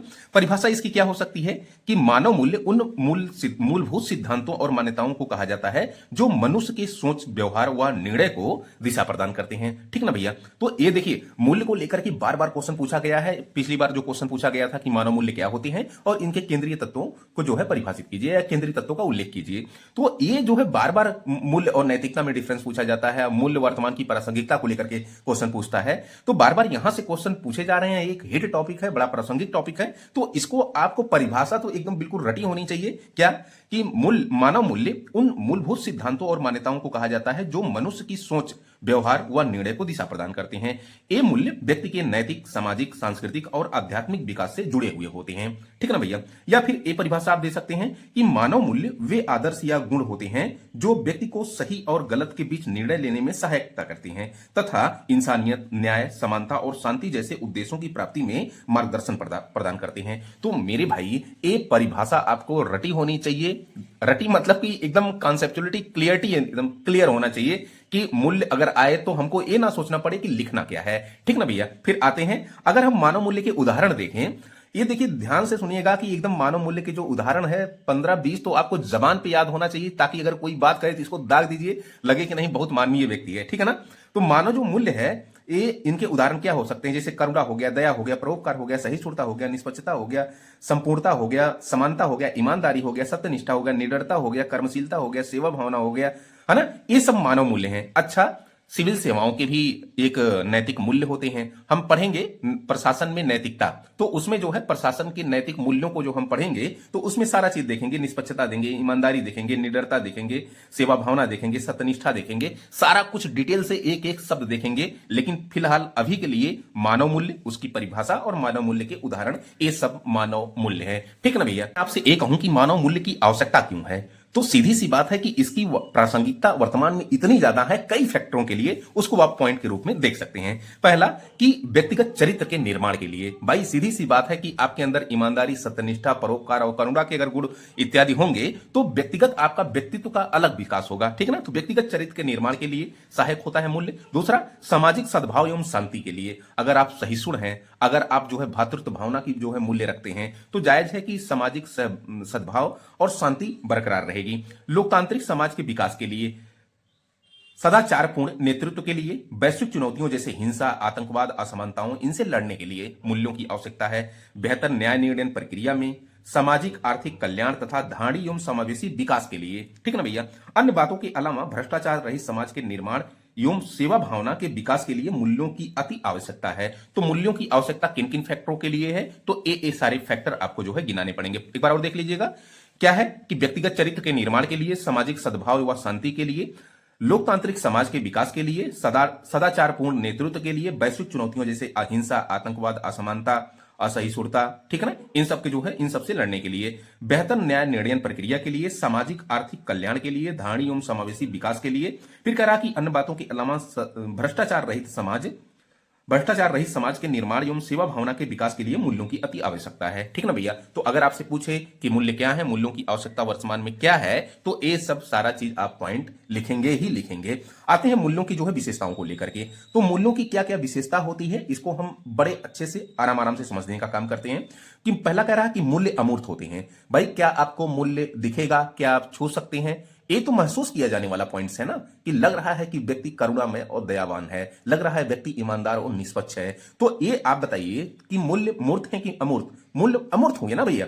फिर कह रहा है कि मूल्य स्थिर होते हैं। बिल्कुल स्थिर होते हैं कि सदियों से चला आ रहा है। बुद्ध ने, महावीर ने सत्य, अहिंसा, परोपकार, करुणा, दया, इनको लेकर के जो है बातें कही हैं, जो प्राचीन प्राचीन काल से चली आ रही हैं, वर्तमान में भी ये चली आ रही हैं। तो मूल्य कैसे होते हैं? स्थिर होते हैं। हालांकि मैं बताऊं कि समय काल परिस्थिति के अनुसार बदलते भी रहते हैं। जैसे कि पशु हत्या का जो मूल्य है, पशु हत्या किसी समय जो है, पशु हत्या क्या कि अगर आप जो है जैनिज्म में देखेंगे वहां पे प्रतिबंधित है, लेकिन वहां पर आप मुस्लिम जो है फिलॉसफी में देखेंगे तो वहां पर अलाउ किया गया है। तो समय और स्थान के अनुसार, कुल मिला के समाज के अनुसार मूल्य चेंज भी होते रहते हैं। ठीक ना भैया? जैसे पश्चिमी देशों में सीधी सी बात है कि बियर पीना या जो है शराब पीना वो एक नैतिक मूल्य के अंतर्गत आता है। ठीक है, उनका चलता है अपना, लेकिन वो भारतीय समाज में नहीं एडजस्टेबल है भी। तो ऐसे समय और स्थान के अनुसार ये चीजें बदलती रहती हैं। यह जन्मजात नहीं होते हैं बल्कि सीखे जाते हैं। भाई जब मानव पैदा होता है तो सीखता है ना कि किस प्रकार करुणा रखनी, किस प्रकार हमको जो है दया, ईमानदारी, सत्यनिष्ठा, निष्पक्षता, ये सब किस प्रकार जो है लोग कर रहे हैं, उन्हीं से हम जो है अपने समाज, अपने आसपास के लोग, अपने जो है एजुकेशन सेक्टर से, अपने परिवार से और अपने सोशल मीडिया से वर्तमान में सीखते जाते हैं। ठीक है, संस्कारों के विकास में सहयोग करता है, तो ये तो ठीक है। फिर कह रहा है कि मूल्यांकन में सहयोग करता है। भाई क्यों नहीं मूल्यांकन में सहयोग करेगा? अगर किसी व्यक्ति ने दो व्यक्ति हैं, दोनों गलती कर रहे हैं, एक व्यक्ति बहुत नैतिक है और एक व्यक्ति बहुत खूंखार है, तो मुझे लग रहा है कि मान लीजिए कि उससे गलती हो गई होगी, फिर भी आप उसको बचाने का काम करेंगे कि इससे मतलब कि जो है अनजाने में हो गई होगी, ऐसा आप जो है कहेंगे। तो मूल्यांकन में सहयोग करता है। सामाजिक आदर्श के रूप में या सामाजिक प्रतिमान के रूप में मूल्य हमको दिखाई पड़ते हैं। मूल्य अधिक्रम में होते हैं। अधिक्रम बोले तो मतलब कि कुछ मूल्य ऐसे होते हैं जो कम वैल्यू के होते हैं, लेकिन कुछ मूल्य ऐसे होते हैं धीरे धीरे उनका जो है सोपान क्रम बढ़ता जाता है। ठीक है ना? जैसे अगर हम कहें कि सहानुभूति, सहानुभूति से एक कदम ऊपर आप जाएंगे तो समानुभूति नजर आएगा। समानुभूति से एक कदम ऊपर जाएंगे तो दया और परोपकार, उसके ऊपर जब आप जाओगे ना भैया तो वो करुणा नजर आएगी। ये सब सारा डिटेलिंग हम किएंगे। हालांकि ये 2-3 मूल्य हम जो है किए हैं एक वीडियो में, उसको जाकर के आप जो है सहानुभूति, समानुभूति और करुणा को देख सकते हैं। फिर है यह वस्तुनिष्ठ एवं आत्मनिष्ठ दोनों प्रकृति के हो सकते हैं। सीधी सी बात है, कुछ मूल्य ऐसे होते हैं जिसको पूरा समाज माने तो उसको हम वस्तुनिष्ठ कहेंगे, और कुछ ऐसे मूल्य होते हैं जिनको लेकर के जो है समाज में हर व्यक्तियों की राय अलग अलग हो। उदाहरण के रूप में ऐसे जैसे मैं कहूं कि लिविंग स्टैंडर्ड, जैसे नहीं कि लिविंग रिलेशन होता है। लिविंग रिलेशन में लोग रह रहे हैं ना, कितने लोग, तो जो लिविंग रिलेशन है यहां पर समाज का हर वर्ग बटा हुआ है। मतलब ये वस्तुनिष्ठ कम, वस्तुनिष्ठ ज्यादा, और आत्मनिष्ठ भी हैं और वस्तुनिष्ठ भी हैं। वस्तुनिष्ठ मतलब कि समाज जो है ज्यादातर लोग इसको मान्यता नहीं देते हैं, लेकिन इस पर कुछ लोगों की राय अलग अलग हो सकती है। लेकिन अगर मैं कहूं कि सत्यनिष्ठा, तो इस पर जो है वस्तुनिष्ठता ज्यादा है, आत्मनिष्ठता कम है। ठीक है ना? तो ऐसे जो है ये दोनों प्रकृति के हो सकते हैं। ये समय के अनुसार बदलते, स्थान के अनुसार बदलते रहती हैं। तो बात सही है, अभी हमने बताया। तो ये जो है मूल्य की अपनी क्या है, विशेषताएं हैं। हम आते हैं मूल्यों के प्रकार पे। ध्यान से सुनिएगा कि मूल्यों के प्रकार में अमूमन 2 प्रकार के जो है महत्वपूर्ण मूल्य होते हैं। एक उद्देश्य की दृष्टि से और दूसरा जो है दृष्टिकोण की दृष्टि से। पहला उद्देश्य की दृष्टि से अगर हम देखेंगे तो 2 प्रकार के मूल्य होते हैं। एक साध्य मूल्य होता है और दूसरा साधन मूल्य होता है। साध्य मूल्य क्या होता है? जो हमारा लक्ष्य होता है। जैसे हमारा यूपीएससी लक्ष्य है, ठीक है ना, तो हमारा जो साध्य मूल्य होगा वो यूपीएससी होगा। जैसे बुद्ध का साध्य मूल्य तो था वो निर्माण था। ठीक है ना भैया? तो यहां पर मेरा यह कहना है कि जो साध्य मूल्य होता है जिसे हम सदैव पाना चाहते हैं उसको हम साध्य मूल्य कहते हैं। जैसे शांति, जैसे न्याय, जैसे स्वतंत्रता, जैसे समानता, बुद्ध के लिए निर्वाण, हमारे लिए यूपीएससी, ये सब सारे मूल्य हो सकते हैं, इसको हम साध्य मूल्य कहते हैं। साधन मूल्य क्या होता है? साध्य मूल्य को प्राप्त करने के लिए जिन मूल्यों का हम सहारा लेते हैं ना भैया, उसको हम साधन मूल्य कहते हैं। जिसके माध्यम से साध्य मूल्य तक पहुंचा जा सके, जैसे साहस, धैर्य, ईमानदारी, विनम्रता इत्यादि। कुल मिला जुलाकर अगर मैं ये कहूं कि बुद्ध के द्वारा जो निर्माण का जो मूल्य था, वहां तक जाने के लिए मतलब कि साध्य मूल्य उनका निर्माण था, वहां तक जाने के लिए उनको साधन के रूप में कुछ मूल्यों को अपनाया गया, जैसे साहस, धैर्य, ईमानदारी, विनम्रता। ये सब तो मूल्य अपनाए गए ना बुद्ध के द्वारा, तब वो कहां पहुंचे, साध्य मूल्य मतलब कि निर्माण की तरफ पहुंचे। तो ये आपका उद्देश्य की दृष्टि से। फिर दृष्टिकोण की दृष्टि से देखिए, इसमें सकारात्मक और नकारात्मक दो प्रकार के मूल्य होते हैं। सकारात्मक जो होते हैं वो समाज में अच्छी छवि, राष्ट्र में अच्छी छवि आपको देकर जाते हैं, जैसे अहिंसा, शांति, परोपकार, दया, करुणा, न्याय, समानता। वैसे ही कुछ नकारात्मक मूल्य होते हैं जो आपकी गलत छवि छोड़ते हैं समाज में, जैसे हिंसा, अन्याय, घृणा, विद्वेष, अहंकार। ठीक है ना, ये सब जो है सारे मूल्य कैसे मूल्य हैं, नकारात्मक, जो गलत छवि छोड़ते हैं। देखते हैं कुछ अन्य प्रकार के जो है मूल्य होते हैं, जिनके प्रकार होते हैं। एक होता है सार्वभौमिक मूल्य। ये सब आपको याद ही रखना है, ध्यान में रखना है।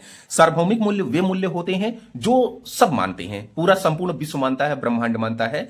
ऐसे मूल्य क्या होते हैं, सार्वभौमिक मूल्य होते हैं, जैसे सत्य, अहिंसा, प्रेम, शांति, नैतिक कर्म। ये सारे लोग एक्सेप्ट करेंगे ना भैया। ये जो है वस्तुनिष्ठ होते हैं, पूरे वैश्विक स्तर पर वस्तुनिष्ठ होते हैं, इसीलिए इसको हम सार्वभौमिक मूल्य बोलते हैं। आंतरिक मूल्य क्या होता है, जो आपके अंतः प्रेरणा की जो है भावना से उठने वाले मूल्य हों, जो आपके जो है पर्टिकुलर व्यक्तिगत स्तर पे उठने वाले मूल्य हों, जैसे परोपकार, दया, करुणा, वात्सल्य, प्रेम, सहानुभूति, संवेदनशीलता।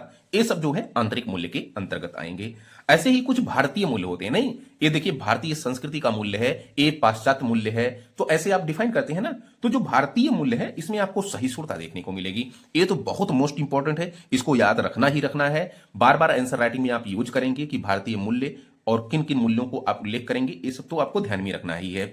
भारतीय मूल्य जैसे सहिष्णुता, अतिथि देवो भव, ये सब याद रखना भैया। अतिथि देवो भव, सार्वभौमिक बंधुता, सर्वधर्म संभाव, तमसो मां ज्योतिर्गम, वसुधैव कुटुंबकम, मतलब कि संपूर्ण विश्व एक परिवार है। जैसे नहीं कि जो है G20 के जब भारत में आयोजित हुआ तो ये जो है एक सिंबल के रूप में बनाया गया था, वसुधैव कुटुंबकम, शांति, अहिंसा। ये भारतीय मूल्य है, ठीक है ना। ऐसे ही कुछ पाश्चात्य मूल्य होते हैं। पाश्चात्य मूल्य जैसे मतलब कि पश्चिमी कल्चरों के जो मूल्य होते हैं, उसमें स्वतंत्रता, समानता, तर्क, अधिकार, सहिष्णुता, उदारता, ये आपका जो है पाश्चात्य मूल्य होता है। ऐसे ही व्यक्तिगत मूल्य होते हैं। व्यक्तिगत मूल्य जैसे आत्मसम्मान, आरामदायक जिंदगी, आजादी, ये सब जो है व्यक्तिगत मूल्य होते हैं। ऐसे राजनीतिक मूल्य होते हैं जो है संविधान के मूल्यों को फॉलो करते हैं, सामाजिक मूल्यों को फॉलो करते हैं। ऐसे जो है सामाजिक मूल्य होते हैं, सार्वजनिक मूल्य होते हैं। कई प्रकार से आप इसको तोड़ सकते हैं मूल्यों के प्रकार में, ठीक है ना। फिलहाल हमने जो है पूरा आपको डिस्कस कर दिया कि मूल्य कितने प्रकार के होते हैं, उद्देश्य की दृष्टि से और दृष्टिकोण की दृष्टि से, और फिर जो है अन्य प्रकारों में मूल्य को हमने पूरा डिटेल से देख। लोक सेवा आयोग के द्वारा मूल्य से अगर क्वेश्चन पूछा जाता है ना, तो पहले तो मूल्य की परिभाषा, केंद्रीय तत्व, और तीसरा ये पूछता है कि मूल्यों के विकास के निर्धारक तत्व क्या क्या हैं। बेहद मोस्ट इंपॉर्टेंट है, इसको आपको दिमाग में बैठा लेना है कि मूल्यों के विकास में कौन कौन से फैक्टर कार्य करते हैं। परिवार, आपके परिवार में जब बच्चा जन्म लेता है ना, तो वहीं से मूल्यों का उसका विकास शुरू हो जाता है, उसकी माँ से, उसके पिता से, भाई बहन और दादा दादी, तमाम लोगों से, ठीक है ना। तो परिवार से, सबसे पहले परिवार। फिर वो बच्चा रेंगते रेंगते समाज में आता है, तो समाज में भी कुछ मूल्य यार दोस्त अपने जो है बचपन के दोस्तों से सीखता है। फिर बचपन के दोस्तों मतलब कि जो है सारे लोगों से सीखता है। फिर शैक्षणिक संस्थान मतलब कि जब वो स्कूल कॉलेज में जाता है तो वहां पर भी मूल्य सीखता है। उसके बाद लगातार वो अगर मोबाइल यूज कर रहा है तो सोशल मीडिया से भी मूल्यों को जो है उसका विकास होता है। तो ये तो आपके दिमाग में ध्यान रहना चाहिए कि परिवार, समाज, शैक्षणिक संस्थान और सोशल मीडिया, इनसे क्या विकास हो रहा है, मूल्यों का विकास हो रहा है, ठीक है ना भैया। तो सवाल है कि परिवार से किस प्रकार के मूल्य डेवलप होते हैं। अब देखिए मैं इसको डिटेलिंग कर रहा हूं कि परिवार, समाज और शैक्षणिक संस्थान तथा जो है सोशल मीडिया से मूल्यों का विकास होता है। उसमें परिवार से किस प्रकार के मूल्य विकास होंगे। अच्छा, परिवार के बैकग्राउंड को देखा जाएगा कि परिवार धार्मिक है कि बहुत ज्यादा नास्तिक प्रकार का है, परिवार की आर्थिक स्थिति कैसी कैसी है, परिवार किस बिजनेस से जुड़ा हुआ है, परिवार का जो विषय है मतलब कि परिवार की जो शिक्षा है वो किस प्रकार की है, तमाम ऐसी सारी चीजें। परिवार जो है उसका वो किस प्रकार के समाज में रह रहा है, तमाम सारी चीजें जो है उसके मूल्यों की जो है विकास पर निर्भर करती हैं। फिलहाल कुछ कुछ फैक्टर हम देख लेते हैं कि अगर परिवार के फैक्टर पे जाएं तो जो माता होती है इससे प्रेम, त्याग, बलिदान, संघर्ष और साहस का मूल्य डेवलप होता है। ऐसे पिता होता है, पिता से साहस, बलिदान, धैर्य, उत्साह, कर्मशीलता का मूल्य डेवलप होता है। वहीं पे दादा दादी अगर होते हैं तो फिर प्रेम, वात्सल्य, निस्वार्थता, आध्यात्मिकता का मूल्य डेवलप होता है। दादा दादी बार बार जो है आध्यात्मिक कहानियां सुनाती रहती हैं, राजा राजा रानी भगवान वगैरह इत्यादि की। ऐसे ही भाई बहन जो होते हैं वो शेयरिंग एंड केयरिंग का मूल्य डेवलप होता है, लैंगिक संवेदनशीलता का मूल्य डेवलप होता है, साहस, भातृत्व भावना इत्यादि का जो है मूल्य डेवलप होता है। तो ये परिवार के माध्यम से जो मूल्य डेवलप होते हैं हमने पूरा जो है आपको जो है समझा दिया। फिर अगर हम उदाहरण के रूप में देखें तो साहस का मूल्य, जैसे छत्रपति शिवाजी थे, उनकी मां से उनको जो है साहस का मूल्य प्राप्त हुआ था। ऐसे ही भगत सिंह थे, उनको अपने चाचा से साहस का मूल्य प्राप्त हुआ था। आध्यात्मिकता का जो मूल्य है गांधी जी ने अपनी मां से प्राप्त किया था। कर्मशीलता, त्याग और बलिदान, ये जो है मूल्य अब्दुल कलाम जी ने अपनी बहन से और सचिन तेंदुलकर ने अपने भाई से प्राप्त किया था। ये सब लिखना है, ये सब लिखना है, उदाहरण है, ठीक है ना भैया। ऐसे ही करुणा का जो मूल्य है वो जो है मदर टेरेसा ने अपने परिवार से प्राप्त किया था। ठीक है भैया। तो ये जो है परिवार को अभी फिलहाल हमने समझा है मूल्यों की। समाज की भूमिका को देखते हैं कि समाज की भूमिका क्या होती है मूल्यों के विकास के लिए। हमने आपसे बार बार कहा कि जिस प्रकार का समाज होगा उस प्रकार का मूल्य डेवलप होगा। मुस्लिम समाज है अलग प्रकार का मूल्य, हिंदू समाज है अलग प्रकार का मूल्य, जनजातीय समाज है अलग प्रकार का मूल्य, भारतीय समाज है अलग प्रकार का मूल्य, पश्चात समाज है, पाश्चात्य जो पश्चिमी कल्चर है वहां का जो समाज है अलग प्रकार का मूल्य। ठीक है ना। तो मेरा ये कहना है भाई कि समाज के हिसाब से मूल्यों का विकास होता है। ठीक है। किसी किसी समाज में जो है हिंसा को जो है ज्यादा प्राथमिकता दी जाती है, जैसे आतंकवादियों का भी एक समाज होता है, इनके लिए हिंसा का मूल्य जो है बेहतर है, हमारे लिए हिंसा का मूल्य गड़बड़ है। तो हम थोड़ा सा देखते हैं कि जो है विभिन्न प्रकार के जो समाज होते हैं उनके किस प्रकार के मूल्य डेवलप होते हैं। जैसे साहस और अनुशासन, यहां पर एक स्पार्टा नाम दिया गया है, यूनान का एक शहर था जहां पर जो है सैन्य ताकत, शक्ति और साहस, अनुशासन ये सब आपको बड़ा ज्यादा मतलब कि जो है दिखाई पड़ता था। तो ये जो साहस, अनुशासन, शक्ति, सैन्य प्रशासन ये सब जो मूल्य है ये स्पार्टा वाले क्षेत्र में ज्यादा दिखाई पड़ता था। हर व्यक्ति जो है योद्धा होता था, तो वहां से ये मूल्य विकसित हुआ। ठीक है ना। ऐसे उत्तर पश्चिमी जो है भारतीय समाज में ये साहस और अनुशासन का मूल्य काफी ज्यादा देखा जाता है। प्रेम, अहिंसा, परोपकार, या तिब्बती समाज, जैन, बौद्धिज्म, यहां पर जो है प्रेम, अहिंसा और परोपकार का मूल्य आपको ज्यादातर दिखाई पड़ेगा विकास होते हुए। ऐसे मुक्त भ्रष्टाचार का जो मूल्य है वो न्यूजीलैंड वाले समाज में ज्यादा आपको दिखाई पड़ेगा। खुशी, भूटान है ना, पर्यावरणिक खुशी होती है ना। तो ऐसे ही पर्यावरणीय नैतिकता, बिश्नोई समाज जो है वो पर्यावरण के बहुत ज्यादा आसपास है, इसलिए जो है जो पर्यावरणीय नैतिकता का मूल्य होता है वो बिश्नोई समाज में ज्यादा दिखता है। तो अब मैंने कहा ना भैया कि अलग अलग समाज में अलग अलग प्रकार के मूल्य डेवलप्ड होते हैं। तो ये आप उदाहरणों के माध्यम से लिखने का जरूर प्रयास करिएगा कि भाई अलग अलग समाज में उनकी शिक्षा, उनके जो है रहन सहन और उनकी संस्कृतियां, उनके खान पान और उनके जो है आपसी लगाव व उनके जो है सरकारों के जो है संपर्क इत्यादि के कारण जो है उनके मूल्य का विकास अलग अलग प्रकार से होता है। ठीक है। बाकी शैक्षणिक संस्थानों में जो है भूमिका, शैक्षणिक संस्थानों की भूमिका मूल्यों के विकास के लिए, मैं कह रहा हूं कि अगर नैतिक शिक्षा दी जाएगी तो मजबूत चरित्र का निर्माण होगा। मैं कह रहा हूं कि खेल कूद, योगा अगर दिया जाएगा बच्चों को तो उनकी मानसिक मजबूती और निर्णय क्षमता ये जो है बेहतर होगी। फिर मैं कह रहा हूं कि अगर मानवीय सब्जेक्ट वो लेते हैं, जैसे सामाजिक समाज जैसे सोशल सब्जेक्ट लेते हैं ना, हिस्ट्री, पॉलिटी है ना, ये सब लेते हैं, ये समाज शास्त्र ये सब लेते हैं, तो जन कल्याण का, सेवा का मूल्य ज्यादा उनमें विकसित होगा। अगर कोई बच्चा मैथ ले ले तो मुझे लग रहा है कि वो सेल्फ हित के लिए ही काम करेगा ज्यादातर, ऐसी उम्मीद ज्यादा रहेगी। फिर कह रहा है कि जो है सभी वर्गों के छात्रों का एक साथ रहना। अच्छा, सभी वर्ग के छात्र अगर एक साथ रहते हैं, उसमें काफी हर जाति के लोग हैं, हर धर्म के लोग हैं, बच्चे हैं, तो उनमें सहिष्णुता, समानता, बंधुत्व, लैंगिक संवेदनशीलता इत्यादि के मूल्य डेवलप होते हैं। अच्छा, क्लास में जो है मॉनिटर का जो है एक प्रकार से जो है प्रावधान होता है, तो वो जो नेतृत्व क्षमता का मूल्य डेवलप करता है। वाद विवाद, जैसे नहीं कि किसी मुद्दे पर जो है डिबेट, जैसे जेएनयू का जो कॉलेज है वहां पर आपको जो है जेएनयू है वहां पर डिबेट कराया जाता है किसी मुद्दे को लेकर के, जैसे लोकतंत्र के मुद्दे को लेकर के, धर्मनिरपेक्षता के मूल्य को लेकर के जो है। तो यहां पर आप देखेंगे जब वाद विवाद होता है तो तर्कशीलता का मूल्य डेवलप होता है। ऐसे जब आप इंटर में जाते हो तो आपको प्रयोगशाला में ले जाया जाता है, या फिर रिसर्च में जब आप जाते हो तो वहां पर नवाचार व अनुसंधान का मूल्य डेवलप होता है। तो ये शैक्षणिक संस्थानों की जो भूमिका होती है उनके आधार पर हम कह सकते हैं कि अलग अलग प्रकार के मूल्यों का विकास होता है। ये ध्यान में रखना है कि शैक्षणिक संस्थानों में हम जाते हैं तो किस विभाग से जुड़े हुए हैं, किन लोगों से जुड़े हुए हैं, और शैक्षणिक संस्थान के जो टीचर हैं उनके किस प्रकार के मूल्य हैं, उनका भी प्रभाव उन मूल्यों के विकास पे पड़ता है।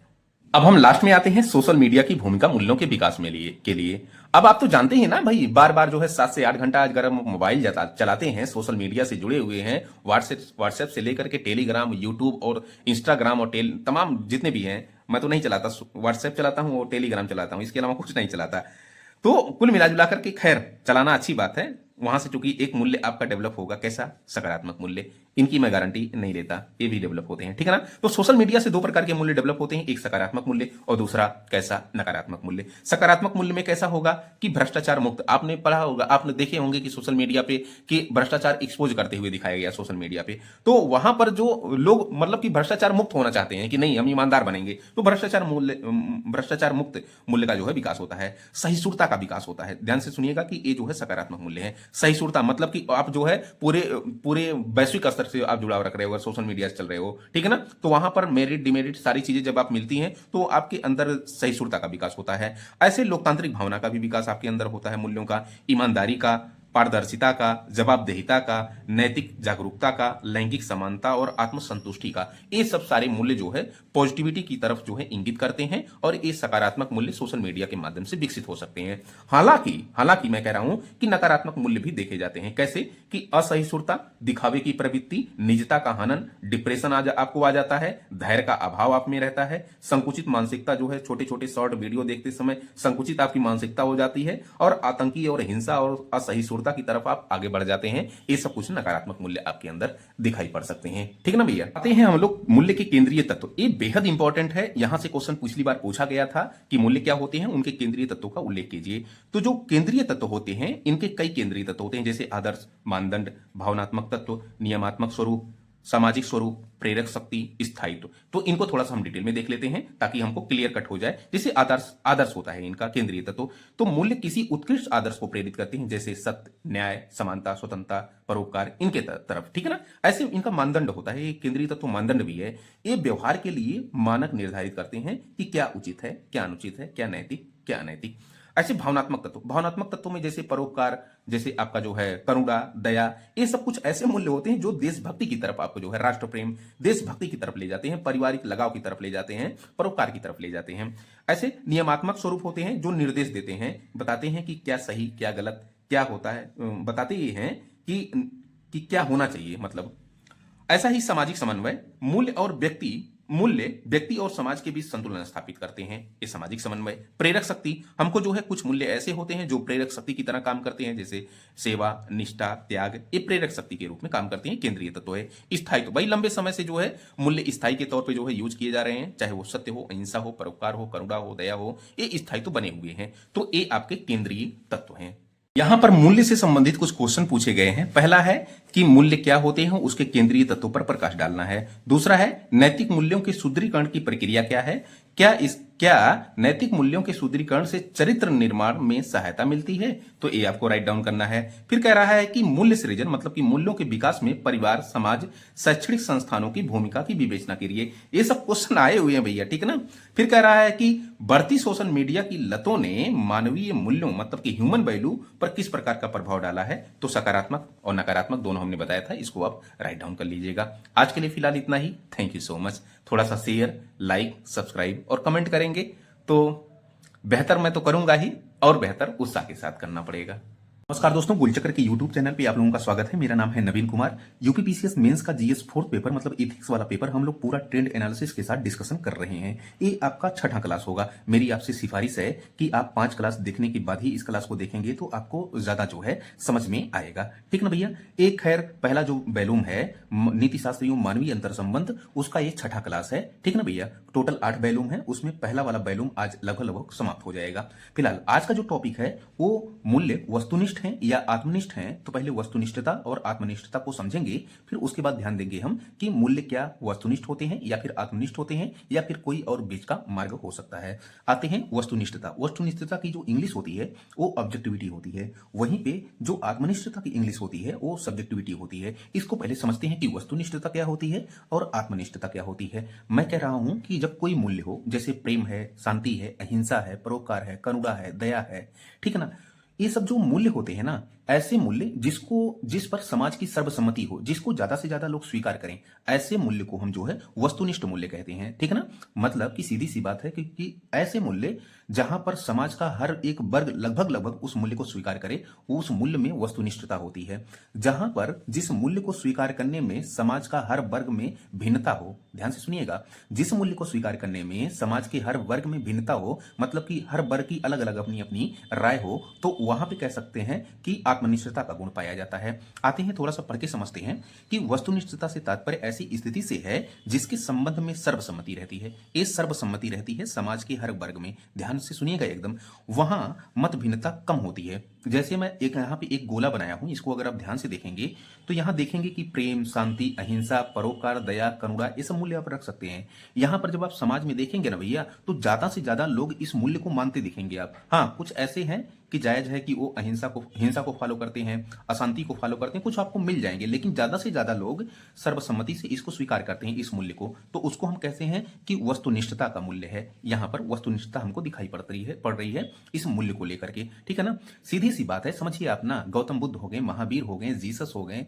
या फिर मोहम्मद हो गए, इन सब ने जो है बोला कि भाई प्रेम रखिए, शांति रखिए, अहिंसा आप रखिए, परोपकार रखिए, करुणा रखिए, दया रखिए। तो सीधी सी बात है कि कहीं न कहीं हिंसा थी तभी उन्होंने अहिंसा का कॉन्सेप्ट दिया, कहीं न कहीं अशांति थी तभी शांति का कॉन्सेप्ट दिया, कहीं न कहीं जो है घृणा थी तभी उन्होंने प्रेम का जो है कॉन्सेप्ट दिया। तो जो घृणा कर रहे थे ना, तो जायज है कि ज्यादातर लोग तो प्रेम करते हैं, लेकिन कुछ घृणा करते हैं। ये ध्यान से सुनिएगा, कुछ लोग क्या करते हैं, घृणा करते हैं। तो समाज में क्या है कि ज्यादा से ज्यादा लोग जब जिस मूल्य को फॉलो करते हैं तो वहां पे कहते हैं कि वस्तुनिष्ठता का जो है भाव है, लेकिन कुछ लोग हैं तो वो जो है उसको फॉलो नहीं करते हैं, तो पूर्ण वस्तुनिष्ठता नहीं होती है किसी मूल्य को लेकर के। क्योंकि भाई सीधी सी बात है कि बुद्ध महावीर अगर शांति का जो है मूल्य दे रहे हैं, वहां पे जो है शांति की बात कर रहे हैं, तो अशांत लोग हैं, तो अशांत लोग तो कुछ होंगे ना। तो जायज है कि पूर्ण जो है शांति का मूल्य वस्तुनिष्ठता के दायरे में नहीं आएगा। हाँ, वस्तुनिष्ठता की करीब जो है ज्यादा से ज्यादा अनुपात आपको दिख जाएगा इन जो है मूल्यों का। खैर, उदाहरण के तौर पर न्याय, स्वतंत्रता, प्रेम, सत्य, शांति, ये सब जो है आप वस्तुनिष्ठता के जो है अनुपात के स्तर पे ज्यादातर रख सकते हैं आप। हालांकि समाज में पूर्ण वस्तुनिष्ठता नहीं हो सकती, यह शुद्ध गणित और शुद्ध तर्कशास्त्र में हो सकती है। तो ये आपका जो है वस्तुनिष्ठता था। आते हैं थोड़ा सा आत्मनिष्ठता पे। हमने अभी बताया कि जब जिस मूल्य को लेकर के जो है समाज में मतभिन्नता हो, ऐसे मूल्य को जो है, ऐसे मूल्य के गुण को हम क्या कहते हैं, आत्मनिष्ठता का गुण कहते हैं। मतलब हर व्यक्ति की राय लगभग लगभग अलग होती है, ठीक है। जैसे लिविंग रिलेशन हो गया, लिविंग रिलेशन को लेके देखिए, कुछ लोग इसको मानते हैं, कुछ लोग नहीं मानते हैं। प्रेम विवाह को लेकर के कुछ लोग मानते हैं, कुछ लोग नहीं मानते हैं। ऐसे ही वेश्यावृत्ति है, कुछ लोग मानते हैं, कुछ लोग नहीं मानते हैं, ठीक ना भैया। तो उसको हम क्या कहते हैं, आत्मनिष्ठता कहते हैं। थोड़ा सा पढ़ते हैं इसको। आत्मनिष्ठता की स्थिति में मतभिन्नता स्वाभाविक रूप से पाई जाती है। चूंकि नैतिक मूल्य समय, परिस्थितियों एवं स्थानों से प्रभावित होती है, ऐसे में आत्मनिष्ठता का स्तर अधिक हो सकता है। कुछ ऐसे मूल्य होते हैं जिसमें आत्मनिष्ठता का गुण अधिक होता है, उदाहरण के रूप में जैसे समलैंगिक विवाह, ठीक है ना, थाईलैंड सरकार ने शायद मान्यता भी इसको दे रखी है, वेश्यावृत्ति, लिविंग रिलेशन आदि। तो ये सब मूल्यों को लेकर के जो है समाज में मतभिन्नता होती है, इसीलिए कह सकते हैं कि ये सब जो मूल्य होते हैं आत्मनिष्ठता के ज्यादा करीब होते हैं, आत्मनिष्ठता का अनुपात इसमें ज्यादा होता है।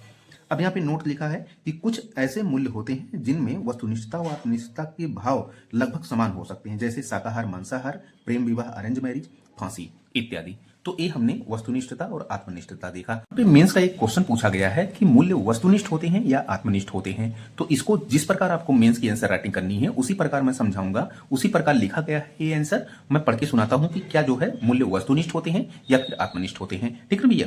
कह रहा है कि दार्शनिकों में मतभेद है कि मूल्य वस्तुनिष्ठ है या फिर आत्मनिष्ठ है। वस्तुनिष्ठता का तात्पर्य है कि किसी समाज के सभी सदस्य स्वीकार करते हैं और उनकी स्वीकृति पर किसी प्रकार का मतभेद नहीं है। ध्यान से सुनिएगा कि मतलब कि जिस मूल्य को सारे लोग समाज के स्वीकार करते हो, इस पर किसी प्रकार का मतभेद नहीं हो, तो ऐसे मूल्य को हम क्या कहते हैं, वस्तुनिष्ठ कहते हैं, ठीक है। इसके विपरीत आत्मनिष्ठता का अर्थ है कि विभिन्न व्यक्ति मूल्यों पर अपनी अलग अलग राय रखते हैं। मतलब कि जहां पर समाज के हर व्यक्ति की, हर वर्ग की अलग अलग राय हो, उसको जो है आत्मनिष्ठ कहते हैं। पूर्ण वस्तुनिष्ठता का अर्थ है कि समाज का कोई भी व्यक्ति मूल्य संहिता के विरोध में नहीं है। इसके विपरीत पूर्ण आत्मनिष्ठता का अर्थ है कि समाज के में मूल्य को लेकर बिल्कुल भी सहमति नहीं है, ऐसा भी नहीं हो सकता। समाज में व्यवहारिक तौर पे ये दोनों विकल्प संभव हैं। सच यह है कि सभी मूल्यों में वस्तुनिष्ठता और आत्मनिष्ठता के तत्व साथ साथ पाए जाते हैं। अंतर सिर्फ इतना होता है कि जहां कुछ मूल्यों में वस्तुनिष्ठता का गुण हावी होता है तो वहीं कुछ मूल्यों में आत्मनिष्ठता का तत्व प्रबल होता है। अगर हम प्रबलता देखें वस्तुनिष्ठता में तो प्रेम, करुणा, विनम्रता, शांति, अहिंसा, सत्य, ये सब जो है आपको जो है प्रबलता किसमें दिखेगी? वस्तुनिष्ठता को लेकर। वहीं पर प्रबलता आत्मनिष्ठता के किस मूल्य में दिखती है? लैंगिक समानता में, लिंग समानता में, फिर इसके अलावा जो है समलैंगिक विवाह में, लिविंग रिलेशन, प्रेम विवाह, वैश्यावृत्ति, इन सब सारे मूल्यों को लेकर के देखेंगे तो वहां पे आत्मनिष्ठता का गुण ज्यादा पाया जाएगा। निष्कर्षतः यह कहा जा सकता है कि मूल्य ना तो पूर्ण आत्मनिष्ठ है ना ही पूर्ण वस्तुनिष्ठ है, बल्कि कुछ मूल्यों में वस्तुनिष्ठता का अनुपात अधिक होता है तो कुछ मूल्यों में आत्मनिष्ठता का अनुपात अधिक होता है। तो इसी प्रकार आप लिखने का काम करेंगे। अगर आई होप अगर आप ऐसे ही कुछ आंसर राइटिंग करते हैं तो मुझे लग रहा है कि आपको ठीक ठाक नंबर मिल जाएगा। ठीक ना भैया? बात करने वाले हैं कृत्य को लेकर के, एक्ट को लेकर के। ध्यान में रहे कि ये हम सामान्य मानव के संदर्भ में बातचीत करने वाले हैं। बड़ा अच्छा टॉपिक है और समाज से जुड़ा हुआ टॉपिक है। हम नहीं बार बार बोलते हैं कि आपका कृत्य बहुत अच्छा है, उनका कृत्य बहुत बेकार है, तो उसी कृत्य की हम बात कर रहे हैं। किसी व्यक्ति के द्वारा किया गया कार्य, व्यवहार या गतिविधि, वही क्या कहलाती है? कृत्य कहलाती है। अच्छा, जो कृत्य होता है भैया दो प्रकार के होते हैं, एक ऐच्छिक कृत्य और एक अनैच्छिक कृत्य। ऐच्छिक कृत्य यह तभी हो सकता है जब शारीरिक और मानसिक स्वास्थ्य सही हो। ध्यान से सुनिएगा, ये जो ऐच्छिक कृत्य होता है मतलब कि जो जानबूझकर किया गया हो, मतलब कि जो एकदम स्वस्थ और शारीरिक मानसिक अवस्था में हो, स्वस्थ व्यक्ति हो, उसके जो है संदर्भ में हम ऐच्छिक कृत्य की बात करते हैं। विकल्पों की उपलब्धता हो और चयन की स्वतंत्रता हो, ठीक ना भैया, तो उसको हम क्या कहते हैं? ऐच्छिक कृत्य कहते हैं।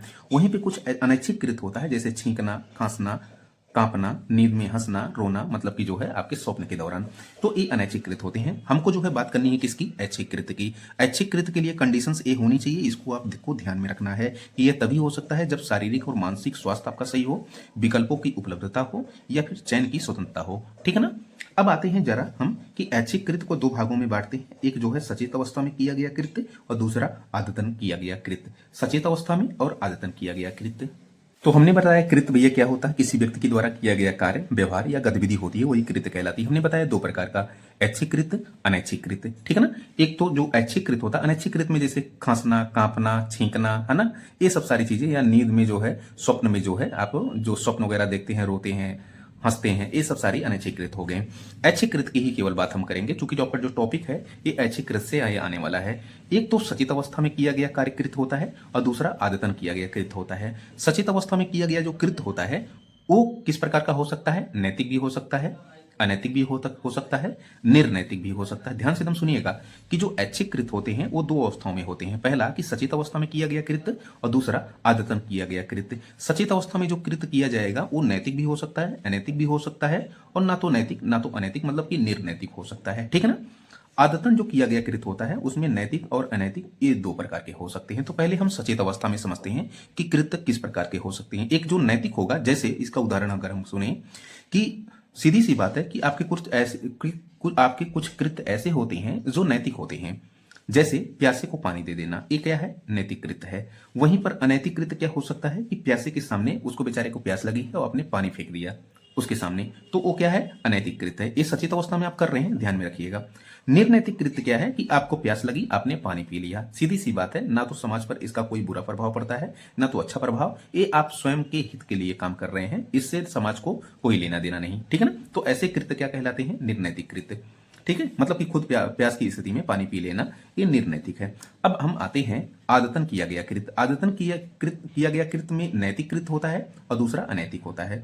जैसे कुछ लोगों की आदत होती है ना, अब समाज में चले जाइए आप, गांव के समाज में, तो वहां पे आप देखेंगे कि मानव सेवा, कुछ लोग मतलब कि मानव सेवा पर बहुत प्राथमिकता देते हैं, उनकी आदत बन जाती है। पशु सेवा की बहुत आदत बन जाती है, जैसे कुत्तों को पालने की या पशुओं को पालने की, है ना, कुत्तों को रोटी देने की, चिड़िया को दाना, चिड़िया को गर्मियों में पानी, तो ये सब नैतिक कृत्य के अंतर्गत आता है। उनकी आदत होती है ना, जैसे बागवानी करना उनकी आदत होती है, तो ये सब सारा नैतिक कृत्य में आ जाएगा। अनैतिक कृत्य में बात बात पे गाली देना। आप जो है रोहित शर्मा का नाम सुने होंगे, इंडियन कैप्टन का, वो मतलब कि किसी फील्डर को अगर बुलाते भी हैं तो शायद उनकी आदत है कि, आप समझ रहे हैं ना, झूठ बोलना। झूठ बोलने का एग्जाम्पल तो मेरे पास नहीं है फिलहाल, आप भारत की पॉलिटिक्स में देख सकते हैं कि जो भारत के शीर्ष नेता हैं वो किस प्रकार के काम करते हैं। ठीक है ना? झूठ बोलना फिलहाल कुत्तों को मारना, कुछ लोगों की आदत होती है यार कि कुत्तों की पूंछ पकड़ करके जो है हमेशा बार बार जो है कुत्तों को मार देते हैं, जहां पर एक सुठा मार देंगे। जैसे आलोचना करना, कुछ लोगों की आदत होती है कि आलोचना करने की, समाज में कहीं पे भी बैठेंगे तो वो आलोचना करेंगे, वो उनकी आदत है। ये सब अनैतिक कृत्य में आएंगे, ठीक है ना। तो आई होप ये सब आपको जो है पसंद आया होगा कि कृत्य क्या है। कृत्य दो प्रकार के, ऐच्छिक कृत्य, अनैच्छिक कृत्य। ऐच्छिक कृत्य में जो है सचेत अवस्था में और आदतन, सचेत अवस्था में नैतिक, अनैतिक और निर्नैतिक, और आदतन में नैतिक और अनैतिक, ठीक है ना। ये अनैतिक वाला तो आप बार बार देखते होंगे, नैतिक वाला भी बार बार देख, ये तो आपके समाज से जुड़ा हुआ पॉइंट्स है सब चीज। तो आई होप आपको समझ में आ रहा होगा। यानी पहले कृत्य आपको इसलिए बताया ना क्योंकि आचरण उससे जुड़ा हुआ है, फिर चरित्र उससे जुड़ा हुआ रहेगा, ठीक है। तो यहां पर थोड़ा सा हम इसको समझते हैं कि आचरण क्या होता है। इसको कंडक्ट कहते हैं। आचरण का अर्थ है कि व्यक्ति नैतिक अनैतिक कृत्यों में से किस प्रकार के कृत्य का चयन करता है। ध्यान से एकदम सुनिएगा कि जो आचरण है, आचरण का अर्थ होता है कि व्यक्ति नैतिक अनैतिक कृत्यों में से किस प्रकार के कृत्य का चयन करता है। यदि एक ही कृत्य बार बार दोहराया जाए तो उसे क्या कहते हैं, आचरण कहते हैं। मतलब ये सीधी सी बात है, नहीं कहते हैं कि ये इनका आचरण बन गया है कार्य करने का। मतलब कि एक ही कृत्य अगर बार बार दोहराया जाए तो उसको क्या कहते हैं, आचरण कहते हैं। उदाहरण के रूप में कि जैसे ज्योतिबा बाई फूले ने, पॉजिटिव आप उदाहरण दीजिएगा, कि जैसे ज्योतिबा बाई फूले ने महिलाओं के लिए जो है शिक्षा का प्रयास किया, या बार बार जो है वो अस्वस्थ मरीजों की जो है बार बार सहायता करती हैं, जैसे प्लेग के मरीजों की। बुद्ध के द्वारा बार बार जो उपदेश दिए गए करुणा को लेकर के, दया को लेकर के, है ना। तो ये सब जो है आचरण के अंतर्गत आते हैं कि उनका आचरण ही यही है कि वो करेंगे, उपदेश देंगे। तो ये आपका जो है आचरण हो गया। यहां पे सुनिएगा जरा कि यदि आचरण की बारंबारता के आधार पर यह अनुमान लगाया जाए कि आगे व्यक्ति क्या करेगा। ध्यान से सुनिएगा कि अगर कोई आचरण है, आचरण की बारंबारता के आधार पर यह अनुमान लगाया जा सके कि व्यक्ति आगे क्या करेगा, उसको क्या कहते हैं, चरित्र कहते हैं। तो आई होप आज जो है समझ में आया होगा कि हमने जो है वस्तुनिष्ठता, आत्मनिष्ठता, मूल्य वस्तुनिष्ठ होते हैं, आत्मनिष्ठ या फिर आत्मनिष्ठ होते हैं, और इसके बाद कृत्य को देखा, कृत्य को ऐच्छिक कृत्य में, अनैच्छिक कृत्य में, और उनमें भी नैतिक, अनैतिक और जो है निर्नैतिक। फिर जो है हमने यहाँ पे आचरण को देखा, और आचरण के बाद हमने एक चीज और देखा, ये क्या नाम है, चरित्र को देखा, ठीक है ना। आई होप आपको पसंद आया होगा। आज के लिए फिलहाल इतना ही। फर्स्ट वॉल्यूम आपका कंप्लीट होता है। कमेंट करिएगा कैसा लगा। कल से जो है नया वॉल्यूम लेकर आते हैं। टोटल 8 वॉल्यूम है, जल्दी ही खत्म हो जाएंगे। कुल 8 वॉल्यूम है, केवल 8 वॉल्यूम अभी बचा है। अभी 8 वॉल्यूम बचे हैं ऐसे ना बोलिए, अभी 7 वॉल्यूम बचे हैं ऐसे ना बोलिए, केवल 7 वॉल्यूम बचे हैं, वो भी धीरे धीरे कंप्लीट ही हो जाएंगे। तो थैंक यू सो मच।